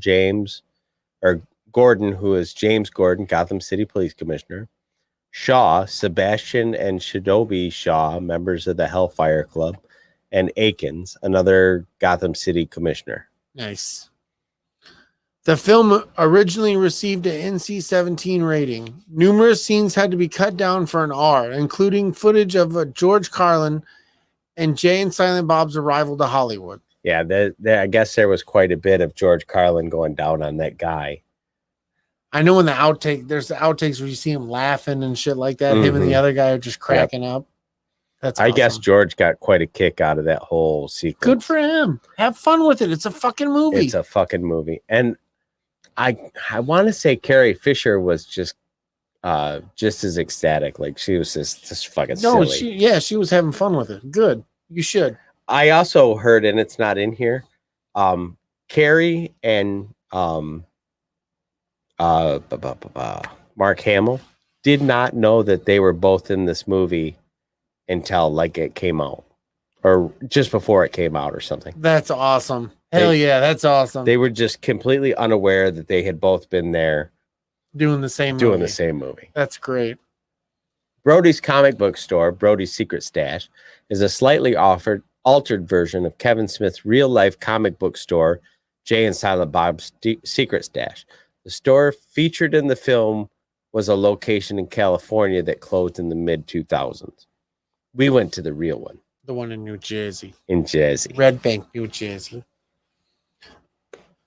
Jay asked Jason Biggs if he really got with Shannon Elizabeth, referring to American Pie. They both were in this movie. Elizabeth in a bigger role as Justice and Biggs as movie Silent Bob. This was the first film in which Carrie and... Oh, it is in here. First film in which Carrie Fisher and Mark Hamill appeared together since Star Wars Episode 6. Apparently, neither of them knew the other one was in the film until a few weeks after shooting had been completed. I love it. That's awesome. It is really funny. The Buddy cries from Dogma can be seen on the dashboard of the car Carrie Fisher is driving. I noticed that right away, every time. And then we get that paying off in Reboot. Yes. Do you need to go pee now? Nope. Okay. I'm going to run the commercial. Okay. Okay. I'm editing all this out. No, you're not. Okay.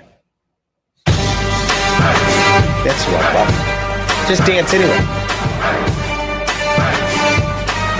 You need to get your shit together. This is fucking ridiculous. You know how stupid you look. The show's over. The show is not over. That's the outro music you're playing in the pee break commercial. All right, here's the commercial. Nostalgia Inc. in downtown Jackson is your one-stop shop for comic books, graphic novels, tabletop games, supplies, and tons of other super nerdy stuff. They have everything from your favorite superhero comics to all the latest manga and horror graphic novels. Superman, Spider-Man, The Avengers, My Little Pony, Teenage Mutant Ninja Turtles, My Hero Academia, Star Wars, and Batman are just a few of the familiar titles you will see while browsing through the store. And don't forget to check out their back catalog. And for all your tabletop needs, Nostalgia has the largest in-stock selection in the area of Dungeons & Dragons books, miniatures, and more. As well, they have the latest Magic the Gathering and Pokemon card game releases. Store hours are currently 11 a.m. to 5 p.m. Monday through Friday. So come to downtown Jackson and get nostalgic at Nostalgia Inc. What's up, everybody? This is Big Lovin and Don DellaSnooch. We wanted to take a minute to tell you how to get more from the Escape Pod experience. Become a Patreon supporter and you will get lots of bonus content, including movie reviews, videos from Comic-Con, behind-the-scenes content, and more. But even better, Patreon supporters get extra entries into the quarterly drawing for the Escape Crate. The Escape Crate is full of great stuff like t-shirts, Funko Pops, stickers, mugs, and other random goodies. The higher the membership level, the more entries per month you'll earn. You also can receive one entry per episode you share on social media. So if you have a couple extra bucks, toss us some. We will use it for covering the cost of hosting the show, paying for booths at cons, and equipment upgrades. Thanks for all the support, and now back to the show. And we're back with no fucking Yoda mask. Yes! I'm so fucking excited about that. You are not. Yes, I am. Fuck that Yoda mask. You love the Yoda mask. I used to. Now, fuck that shit. Now I want to put it on. We're going to talk about Jay and Silent Bob Reboot. Jay and Silent Bob Reboot, written and directed by Kevin Smith. The guy who did the last one? The guy who made the last movie. Are we doing a twofer? We are. It's a double feature. Yes, double features rock. Jay and Silent Bob lose a court case to Saban Films, who's making a new Blunt Man v. Chronic. But unknowingly gave up their names. They can no longer call themselves Jay and Silent Bob. It's Ted Underhill. Ted Underhill. Ted Underhill, and what was the other guy's They name? stole that name too. So. What was the other guy's name? What was Silent Bob's name supposed to be? Something Taint, wasn't it? Yeah, Taint. Mr. Taint. Mr. Taint. Ted Underhill and Mr. Taint. I love it. Jay and Bob visit Brody Bruce, who tells them about the Blunt Man and Chronic reboot, directed by Kevin Smith. Largely completed, but a major scene is to be shot in the annual fan convention Chronicon in Hollywood. They have 3 days to get to LA to stop the film completion and win back their identities. I love the fucking dude from the courtroom. You know, he was connected to Jay and to the Make a Porno movie. Yeah, Zach and Mary. Zach and Mary Make a Porno. That's how he was able to, because he never says his name, but he's able to cross the. Yeah. Yep. I don't know if that's an Easter egg. Accept him. It is. Okay, fuck off. Departing for California, they first arrive in Chicago, where Jay sees his ex-Justice, Shannon Elizabeth, is a local weather person. Jay and Bob visit Justice, who tells Jay he left her heartbroken by never visiting her in jail, which I don't know how it is she's in jail. That bitch was in prison. Because she made a deal. Oh, that's right. She did jail time. The other girls went to prison. Yeah. She has since married Reggie Rosario Dawson. Oh, my God. Yes. Everybody, let's take a moment to appreciate Rosario Dawson. Settle down. Settle down. Fair enough. You filled the cup. I did. I filled the cup. After giving birth to their love child, Millennium Millie Falcon, played by Harley Quinn Smith, introduced Jay to their daughter and her best friend, Sopapia, but urges him to never tell her who she is. That's ridiculous. Now, I know this isn't in the Easter eggs later, but part of the impetus behind setting this up is all the way through Harley's childhood, people always thought she was Jay's kid. Yeah. Yeah, I've heard that before. So it's kind of funny that that's the way he sets up the movie. Right. Justice leaves for vacation, and Millie forces Jay to take her and Sopapia to Hollywood with them. Drugging Jay and Bob with a strong edible, they wake up on the highway in New Orleans, where they meet Millie's two other friends, Jihad and Shen Yu, saying they want to go to Chronicon as Shen Yu is a huge fan of the first film and it is her dream to attend. Stealing a van, they drive to California. Millie blames her bad behavior on never knowing her dad. Holy shit. I have no idea. I must have missed the setup for this fucking gag. You see this shit in the chat? No. Jess is joking. He loves shrimp and the homeless. What the hell? I have no idea. Oh, that's fucking funny. Oh, see, sometimes the chat's more entertaining than us. I think you're killing it in the chat tonight. The chat is doing it for me tonight. Jay and Bob are abandoned by the group and set off in a search of the van.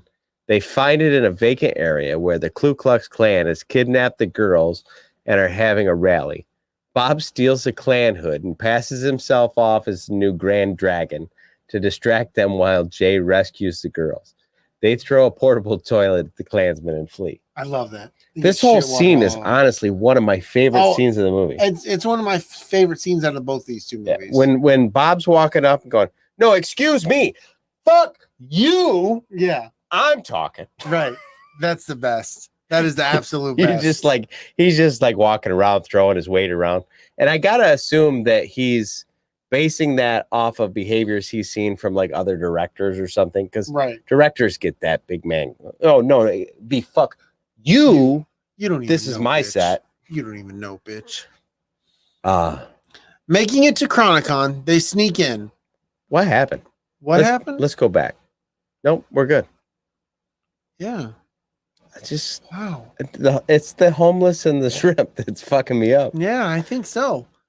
Making it to Chronicon, they sneak in. Jay and Bob plan to ruin the shoot, while the girls want to be extras to fulfill Shen Yu's dream. Agreeing to part ways, Jay hugs Millie and lets her know he is proud. After attempting to sneak past a familiar security guard, Jay and Bob are pursued throughout the con.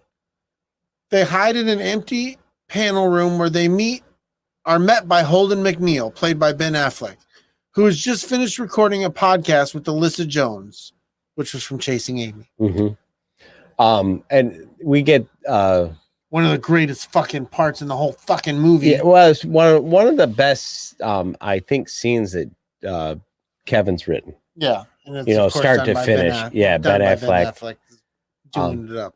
Holden donated a sperm to Alyssa and her wife so that they could have a child, whom he helps co-parent. Holden tells Jay that fatherhood gave him a new purpose and inspires Jay to abort the mission and be a father to Millie.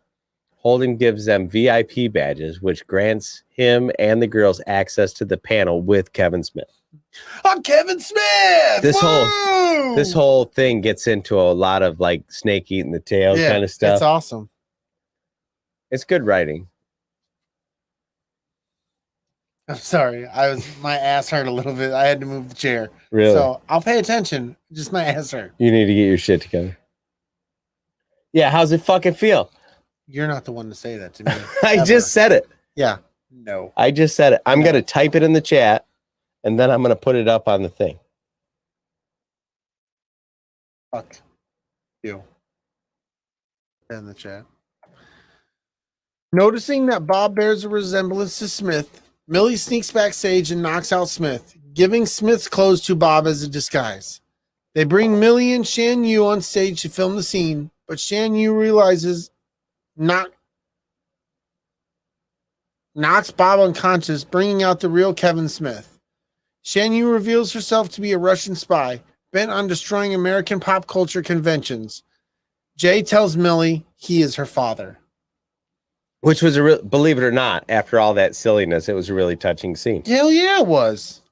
Bob regains consciousness outside and puts a large metal Iron Bob suit on that he used in the filming of the scene. It was so silly, but it was one of my favorite parts of the fucking movie. Definitely. Controlling the suit, Bob incites a riot at the panel and disarms Shan Yu and her henchmen. After getting home... The cockknockers. The fake cockknockers. Yeah. After getting home, Jay shows Millie the quick stop and tells her the stories of him and Bob's adventures, including meeting Justice.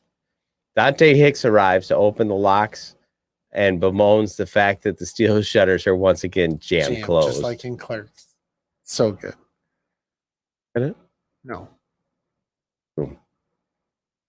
In a post-credit scene, Jay tells Millie that for the past 25 years, he and Bob have been pranking Dante by jamming gum in the locks.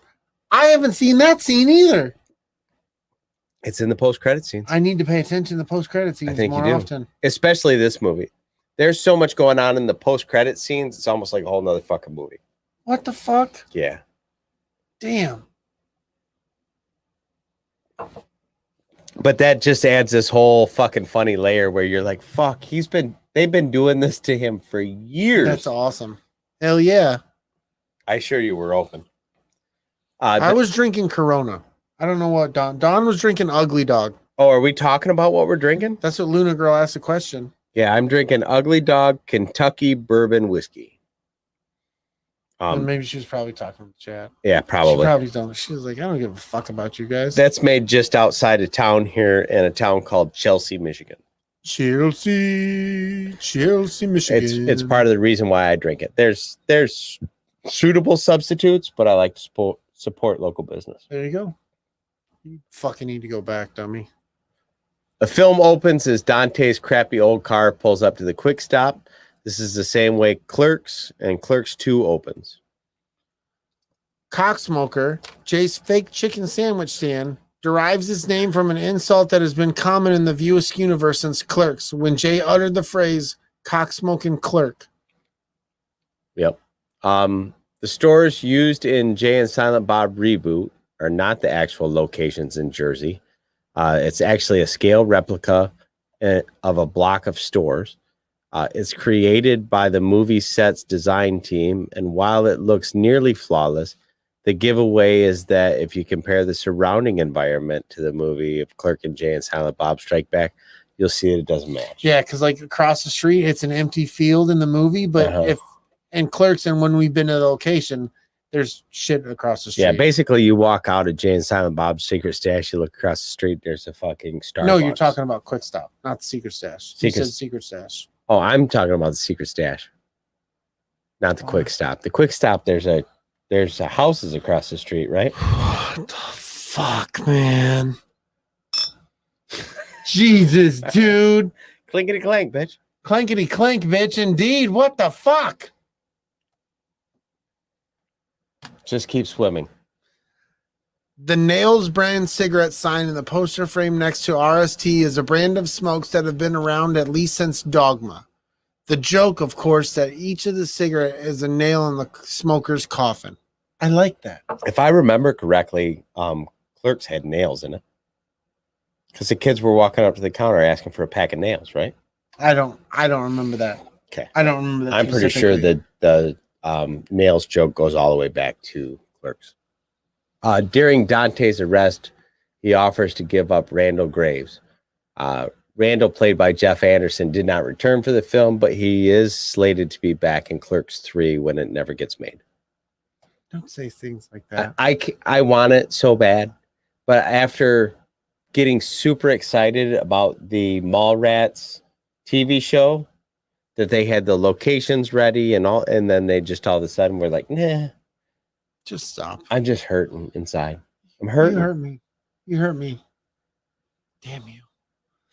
The Buffalo Bill and Mr. Silence of the Lambs joke is obviously a reference to the killers from the movie that the cop name drops. Buffalo Bill tucks his penis back in that movie the same way Jay did during his arrest. Did you notice that when Jay tucks his shit back, he's got his pubes cut in the shape of a heart? No, I did not. You won't be able to unsee it. That's fantastic. It was one of those things that came up in their stand-up show, Jay and Silent Bob Get Old. And now I can't unsee it. That's fantastic. It's just there. Justin Long's character in this movie is a clear callback to Brandon St. Randy, his gay lawyer character in Zack and Miri Make a Porno. The voice is pretty recognizable, and they give him a lot of gay jokes to make in the courtroom scene. Since Smith doesn't own the characters from Zack and Miri, so he couldn't actually call him Brandon St. Randy outright. So Long just kind of sold the character as is. Nice. It worked though, because you knew exactly where you it was knew from if you've seen the movies. Joe Manganiello appears as a bailiff whose name tag reads B. Herview, a reference to the character of Alcid Herview, his role in True Blood. I'm gonna have to stop you right there. That's au revoir. Au revoir. Okay. I don't know. Okay. I haven't watched True Blood. No, that's au revoir. That's how you spell au revoir. Like I goodbye. don't know that. I've never spelled au revoir. You know why? I spelled goodbye. I'm just letting you know. You're being a dick about it. No, look. You talking to my mic because I'm leaving. Fuck you. What do you want me to say? Au revoir? Au revoir. I was gonna say fuck you. Son of a bitch. It's au revoir. It's her view. Jeez. Fuck. It's her view. It is. It's her view. Her view. It's French Polynesian. Not his. French Polynesian. French Polynesian. Docket 37 is one of the great many references in this movie to the number 37, which has become kind of a totem for View Askew fans after the protracted oral sex joke in Clerks. Hell yeah.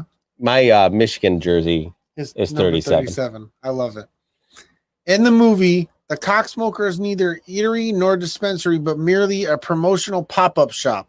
Just like Smith and Muse actually did in support of the movie, albeit in a state where weed was legal. Mm-hmm. Hell yeah. I'm really bummed out because the movies pop-up is happening in Detroit later on this month, and I can't go because I got other shit going on. When is it? I don't remember. You had to look it up real fast. I will look it up. I'm not going to look it up now, but I will look that up. I wanted to go, but it's like you got to have a specific time slot, and you got to prepay your stuff, and it's like $30 for a cheeseburger and fries. And then they want you to come in and buy like shirts and hats and shit like that. So it would have been like $120 fucking outing. Just get a shirt or a pen. Yeah. It's you, I think. Nope. I read it. You read it. It's you, dumbass. You're next where it says Don, you fucking moron. Get your shit together. Get your shit together. And they certainly know more about intellectual property than Jay lets on. Bob had a whole elaborate rant about it in Jay and Silent Bob Strike Back. There you go. Mm-hmm. I'm proud of you. And he kind of puts it on in this one too. A little bit. Like he flat out is like, no, you find yourself in a real actionable position. Was that the last movie? That was the last one, buddy. Just drink your Corona and let me be. Don't touch my Corona. I don't need your fucked up cooties on it. As Jay and Silent Bob approach the Esplenda, the mall, the song Social from the Mallrats soundtrack plays. I'd hate to see how bad I am at doing this if I was actually buzzed.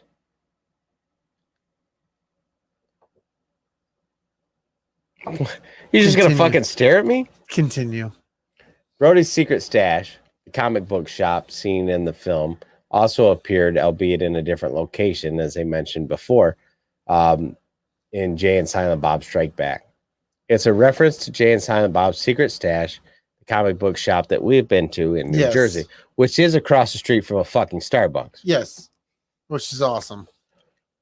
It's like literally, well, not now because they moved it, but it was like literally across the street from Starbucks. So, for those who haven't heard the story, it came up on a previous show once upon a time. We're standing on the street, on Broad Street, across the street from the secret stash. Yeah. And I'm like, you know, before we go in the comic book shop, I really got to fucking piss. Because, you know, they don't have bathrooms in comic book shops that they just let the public use. Exactly. Our buddy Dave turns around, looks up at the Starbucks sign. It's like, look, fucker. Here's one right here, dumbass. I literally had to go in there and fucking pee. And I was standing right under the fucking sign. It's the second dumbest thing I've done probably in my whole life. Ever. The character of Brody on the sign is reminiscent of the caricatures, I can't say that word, of Jay and Silent Bob and the real world secret stash logo. Hell yeah, they are. In the store, Brody Bruce has a shrine to Stan Lee, including a game-worn sweater that Lee had actually owned. This was presumably donated to the production by Stan's family. Brody is also wearing a Stan Lee t-shirt, which is similar but not identical to the one he wore in Mallrats. Yeah. Now, I noticed that. I remember the first time I read that, I was like, I don't remember seeing that in the store. And then I caught the part about his family had donated it, probably wanted it back. Right. So it never made it to the store. But I mean, how cool, you know, when you lose somebody like Stan, that the family's like, and this is one of the sweaters that he wore. You're like, oh, that's my buddy's sweater. Yeah. In a scene, Brody's holding a Dixie cup like he was in Mallrats. Right. Right. The three joints named Snoogans, Berserker, and Snoochie Boochies are all references to earlier films. Yep. How high in this movie's version, or is this movie's version of Purple Rain? Jay and Silent Bob Strike Back. The pair said that they'd patterned their lives after Morris Day and Jerome from Morris Day and the Time in Purple Rain. And here they're saying that they've modeled their life after Silas and Jamal from How High. I fucking love that. How do you, where's How High? We can do a show about it. Yeah? Yes. Because I'm not a huge fan, but I'd be willing to talk about it I'd be willing to watch it again and maybe we can add it reevaluate some sort of my double life. Feature show. We'll fit it in there somewhere with a double feature. Mm-hmm. You know, it seems like that movie would go really well with like maybe Harold and Kumar. There's also two of those. Yeah, but the second one we don't got to talk about. We don't have to talk about the second one. It's fine. We'll figure it out. We'll figure How High should definitely be on the list. Yeah. Maybe we can pair that with another stoner movie. Yes. There we go. We'll mix them together. I like it. Like Dazed and Confused. Ooh, something like that. Or what was the one with Dave Chappelle? Oh, that Half one. Baked. Half Baked. Let's do that one. Half Baked. Riffing on Netflix and chill with Hulu and Hump is actually somewhat more significant than it first seems. This is the first in-universe confirmation that Jay and Silent Bob definitely have a sexual relationship. And after years of being fairly homophobic, Jay seems to have come to grips with his sexuality. Yeah, that's pretty funny too. There's this underlying issue with Jay having this latent homosexual issue where he's just like, oh no, fuck that. And then he kind of, at the end of this, he just is like, oh, that's all bullshit. Yeah. I've been dealing with this my whole life and it's all bullshit. Right. I want to talk to Samson and all the weedy ransom. I love that fucking movie. The guy's sleeping on the couch. What's his name? He's the guy on the couch. Hey, man. That's a fully, man. This is like the 3rd or 42nd time this has come up. There is a call from the fans in the chat that we do a show on Akira, which would be interesting because it's in there. It would be interesting because you and me, 2 people said it. It's not the first time. Okay. You and me are not fans of Akira. So we would be watching it kind of as outsiders looking in, and we could go, You know what I mean? Yeah. It might be interesting. It might be an interesting exercise. Total fucking crapshoot. It could be, but it's definitely Put not it all on the 2 people in the chat. Yeah. It's all their fault. Definitely not a thing I want to do when I'm this busy. No. Hell no. I want to do that when I can marinate on it. Do it in the winter months. Yes, winter months. So there you go. Akira coming sometime this winter, probably. Maybe. We'll see. I don't know. We're gonna have an adventure. It's true. When they come out with the next what am I thinking of? I don't know, because you're thinking it. Anime show we did that. Alita. When they come out with Alita 2, that's getting a show. Hell yeah. Hell yeah. Bloodman and Chronic is obviously a Batman v Superman Dawn of Justice riff. Right down to the helmet that Bluntman and the Batman inspired character the movie is wearing looks like an armored one from that movie. It sure does. And we would be remiss if we didn't bring up Ben Affleck's line when he's talking about his mother, and he's like, her name escapes me. Her name escapes me. And he looks at the camera, kind of. The Chronicon logo is, aside from featuring Jay and Silent Bob, a pretty obvious riff on the Comic-Con logo. Definitely. And you can actually buy those shirts from viewaskew.com. Nice. Those Chronicon logos. Can't wear that at work. No. The movie starts with an early Kevin Smith, Kevin James confusion. That shit was funny. It is. Another thing that happens in real life to Kevin Smith all the time. There's been articles written where they confuse Kevin Smith and Kevin James. And Kevin James is like, I'm not a director. And Kevin Smith is like, I ain't that dude. Nice. Brody refers to Hollywood as a wretched hive of scum and villainy. We all know what that's a reference to. Yep. If you don't, stop listening. Right. Don Juan DellaSnooch, the fake name Jay gives to Jolene, is what the angel on his shoulder tells him to act like in Jay and Silent Bob Strike Back during his fantasy sequence with Justice. I'm Don Juan DellaSnooch. Yeah. Treat her like Don Juan DellaSnooch. Which is kind of where my nickname is derived from. Right. Absolutely, 100% where it's derived from. It is. Ride Me Now is obviously just Uber or Lyft, but with the added sexual innuendo. Ben's calling Jess out in the chat. He says, I feel like when Jess utters the phrase, you won't regret it, he's channeling his inner trickster god. It's true. It is. And next thing you know, there you are. You're standing with weird shit in your hand and you don't know why you're here. Yeah, it's very confusing. Ralph Garman plays Ted Underhill, a jerk whose credit card information Jay and Silent Bob steal. It's a reference to Ted Underhill, a country club member whose identity was, or the detective journalist Irwin Fletcher steals in the movie Fletch in order to fake his way into the club he needed to visit as part of the investigation. That's awesome. How did you ever see the Fletch movies? Yeah, I've seen the first one. I enjoyed the shit out of the first one. I remember watching them when I was a kid and not understanding what the fuck was going on. I watched Fletch as I got older. Okay, see, maybe I need to go back and watch those. It's pretty damn funny. I know that those movies are lauded as being brilliant comedies, but when I watched them, I think I was too young to get it. Chevy Chase is awesome. Chevy Chase is awesome. The logo behind Underhill for Southwest Airlines looks like a lot like an inverted version of the Alliance logo from Star Wars. We have to check that out. You didn't see it? No.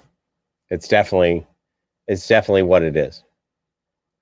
When they get picked up and get in the car, Jay offers Bob a blunt rolled like Silent Bob. And when Bob initially rolls his eyes at it, Jay declares that this belongs in a museum, which is clearly a reference to Indiana Jones. 100. Loki from Dogma appears and delivers a monologue explaining where he went. Basically, it's the backstory to the Jason Bourne, played by Loki actor Matt Damon, and the Bourne Identity and its sequels. Which I really get a kick out of. I love it. I love it. It's fantastic. Yeah, because if you've watched the Jason Bourne movies, you're like, yeah. It's like, I was picked up by a fisherman. You're like, I know where this is going. Right.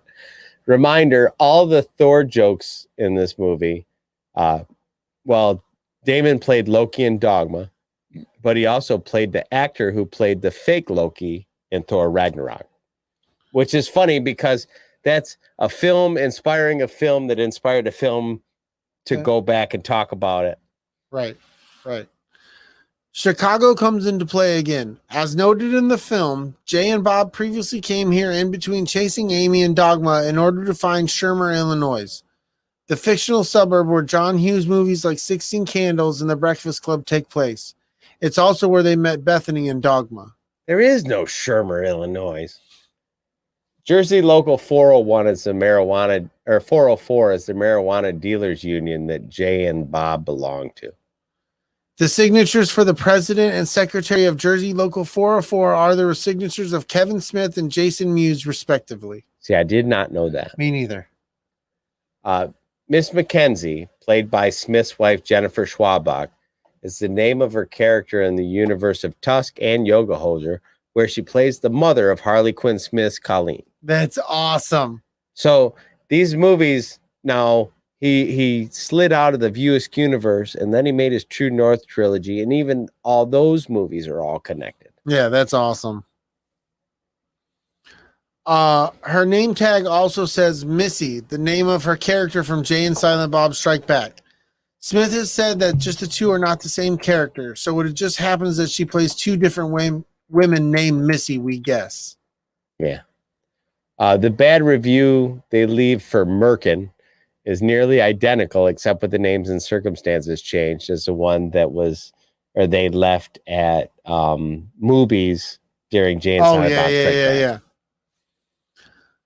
Millennium Falcon is his daughter's name, although apparently she was originally Millennium, whatever Justice's last name was, because Justice took Reggie Falcon's last name after they got married. Right. Which, they didn't bother to tell us. Well, yeah. Kick his ass to Asgard, where Thor lives. This comes up a bit later when Asgard is the name of the portable toilet company outside of the Clans rally. I never noticed that.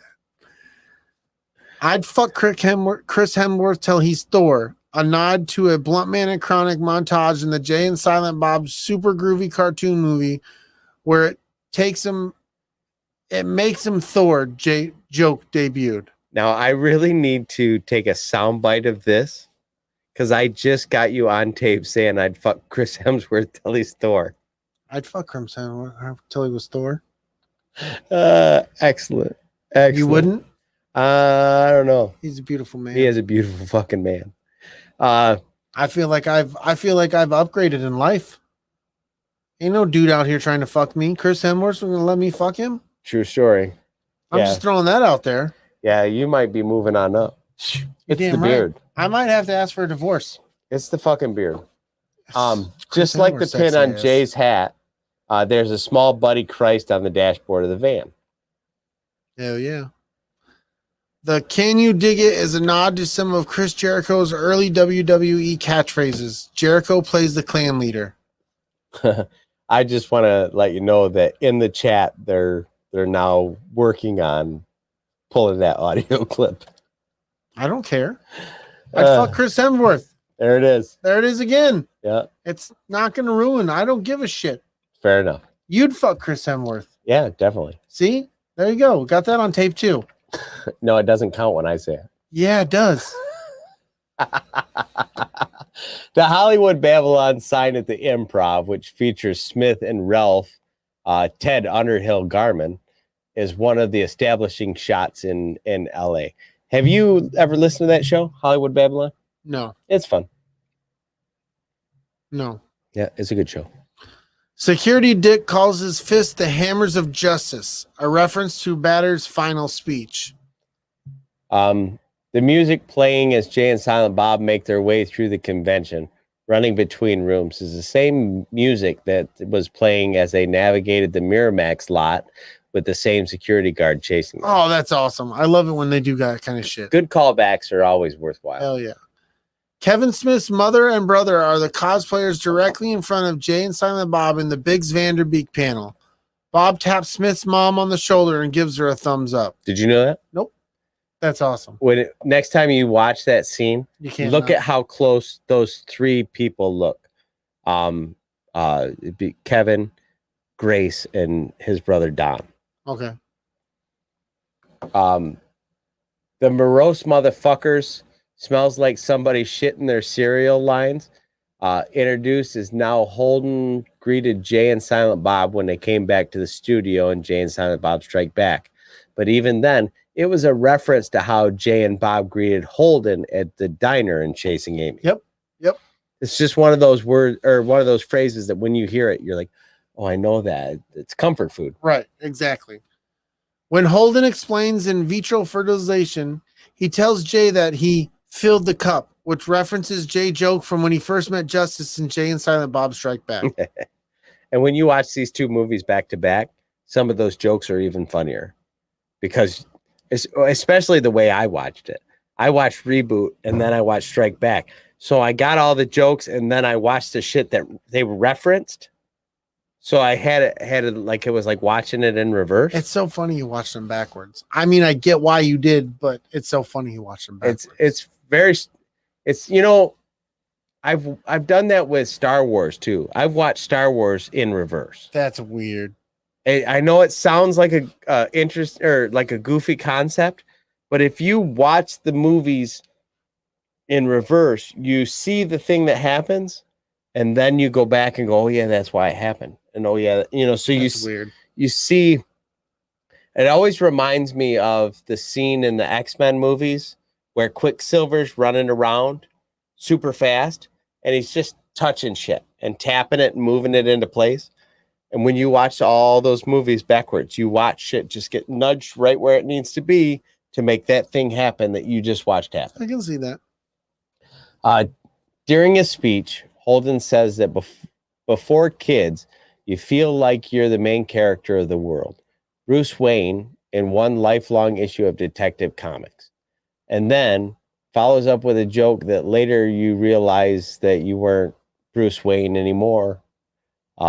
This is, of course, a pretty clear reference to having been stopped playing Batman in the movies. Yep.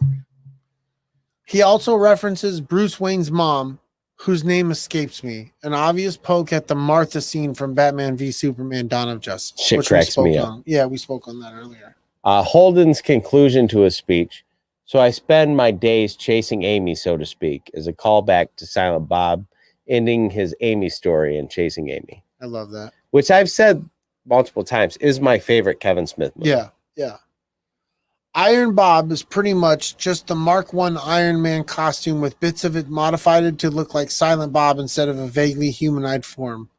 It was designed by Robert Kurtzman, who worked from both Tusk and Yoga Hoosers, as well as from Dusk Till Dawn and Bad Boys 2, among many others. Robert Kurtzman is fantastic special effects guy. Stan Lee's role in the movie was originally going to be in the Chronic Con scenes, where he was going to be taken hostage rather than Kevin Smith. Instead of running him down like they do Kevin Smith, they likely would have had talk about his value as a pop culture phenomenon. Yeah.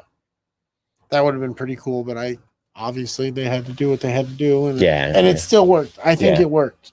I think it worked well. But that was right when we lost Stan. Yeah.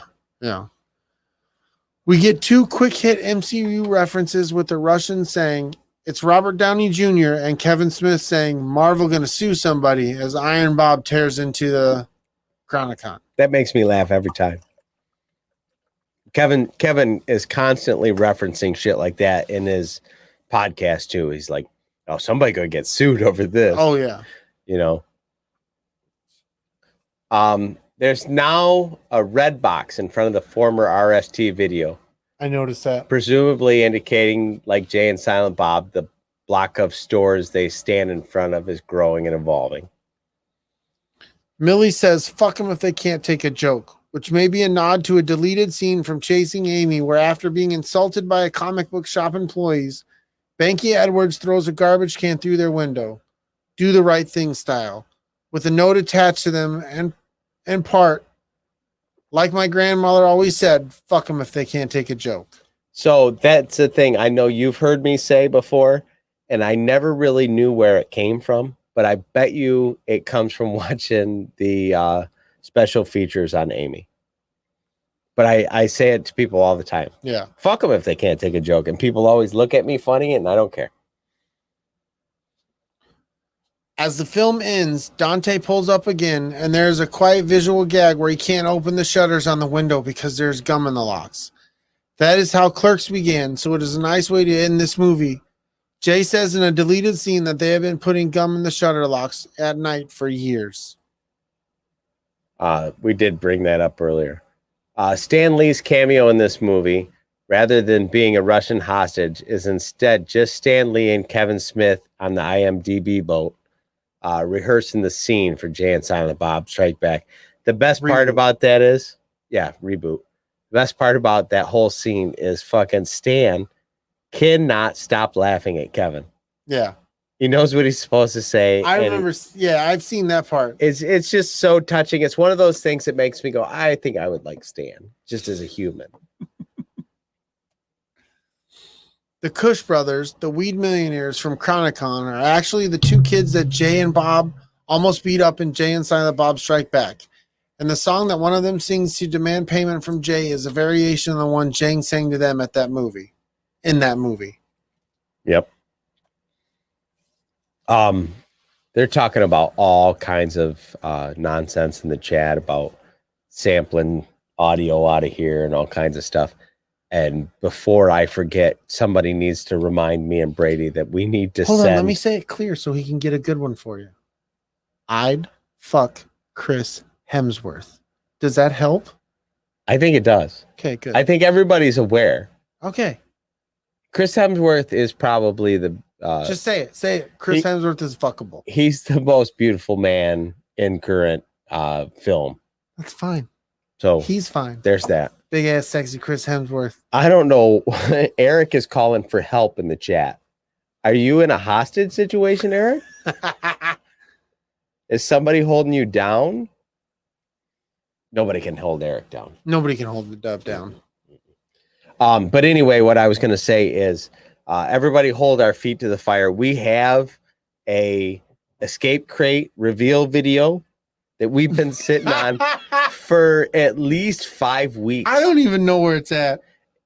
It's out there. We might have to have Lunar Girl send it to us again, but we need to get that to Jess because he's our master editor. Yeah. And it needs to get put out because I shit you not, next month we have another escape crate. Oh my God. I don't know how the fuck we dropped the ball on this, but we dropped it hard. That's fantastic. And the last time we really remembered getting into it, Jen and Jess were getting ready to go on their big vacation. Oh, wow. Yeah. So here it is post vacation. It's time to get this shit done. Yeah, we need to do something about that. Oh my God, man. In the spirit of the fact it's been 2 hours, everybody make sure that you like this video. Throw us some kind of review on iTunes or wherever you get this podcast. If you don't hear from us about it, make sure that you draw our attention to it, that we missed it. But there's nothing out there right now that I'm aware of. Make sure that you subscribe to us wherever you get your podcast. I looked earlier today. We didn't have one on iTunes. Okay. You know, even if you're not listening to us on mobile or whatever, you know, pull it down because the numbers help. Hell yeah. Hell yeah. Don, tell them where they can find you, buddy. Well, they can always find me at Jetfire1979 on Twitter, and I'm DellaSnooch on Instagram. Nice. And you can find me on Instagram and Twitter at lowercase o0 capital BIG underscore capital LOVIN 0 or lowercase o. And once again, that's on Instagram and Twitter. I didn't mean to fuck you up. Yeah, you did. You can find us and other great podcasts at red5network.com. Thanks for hanging out with us. We'll see you next time. May the force be with you. And go blue. Go blue. Oh, I got nothing, but it's probably for the best because I got to pee. Yeah.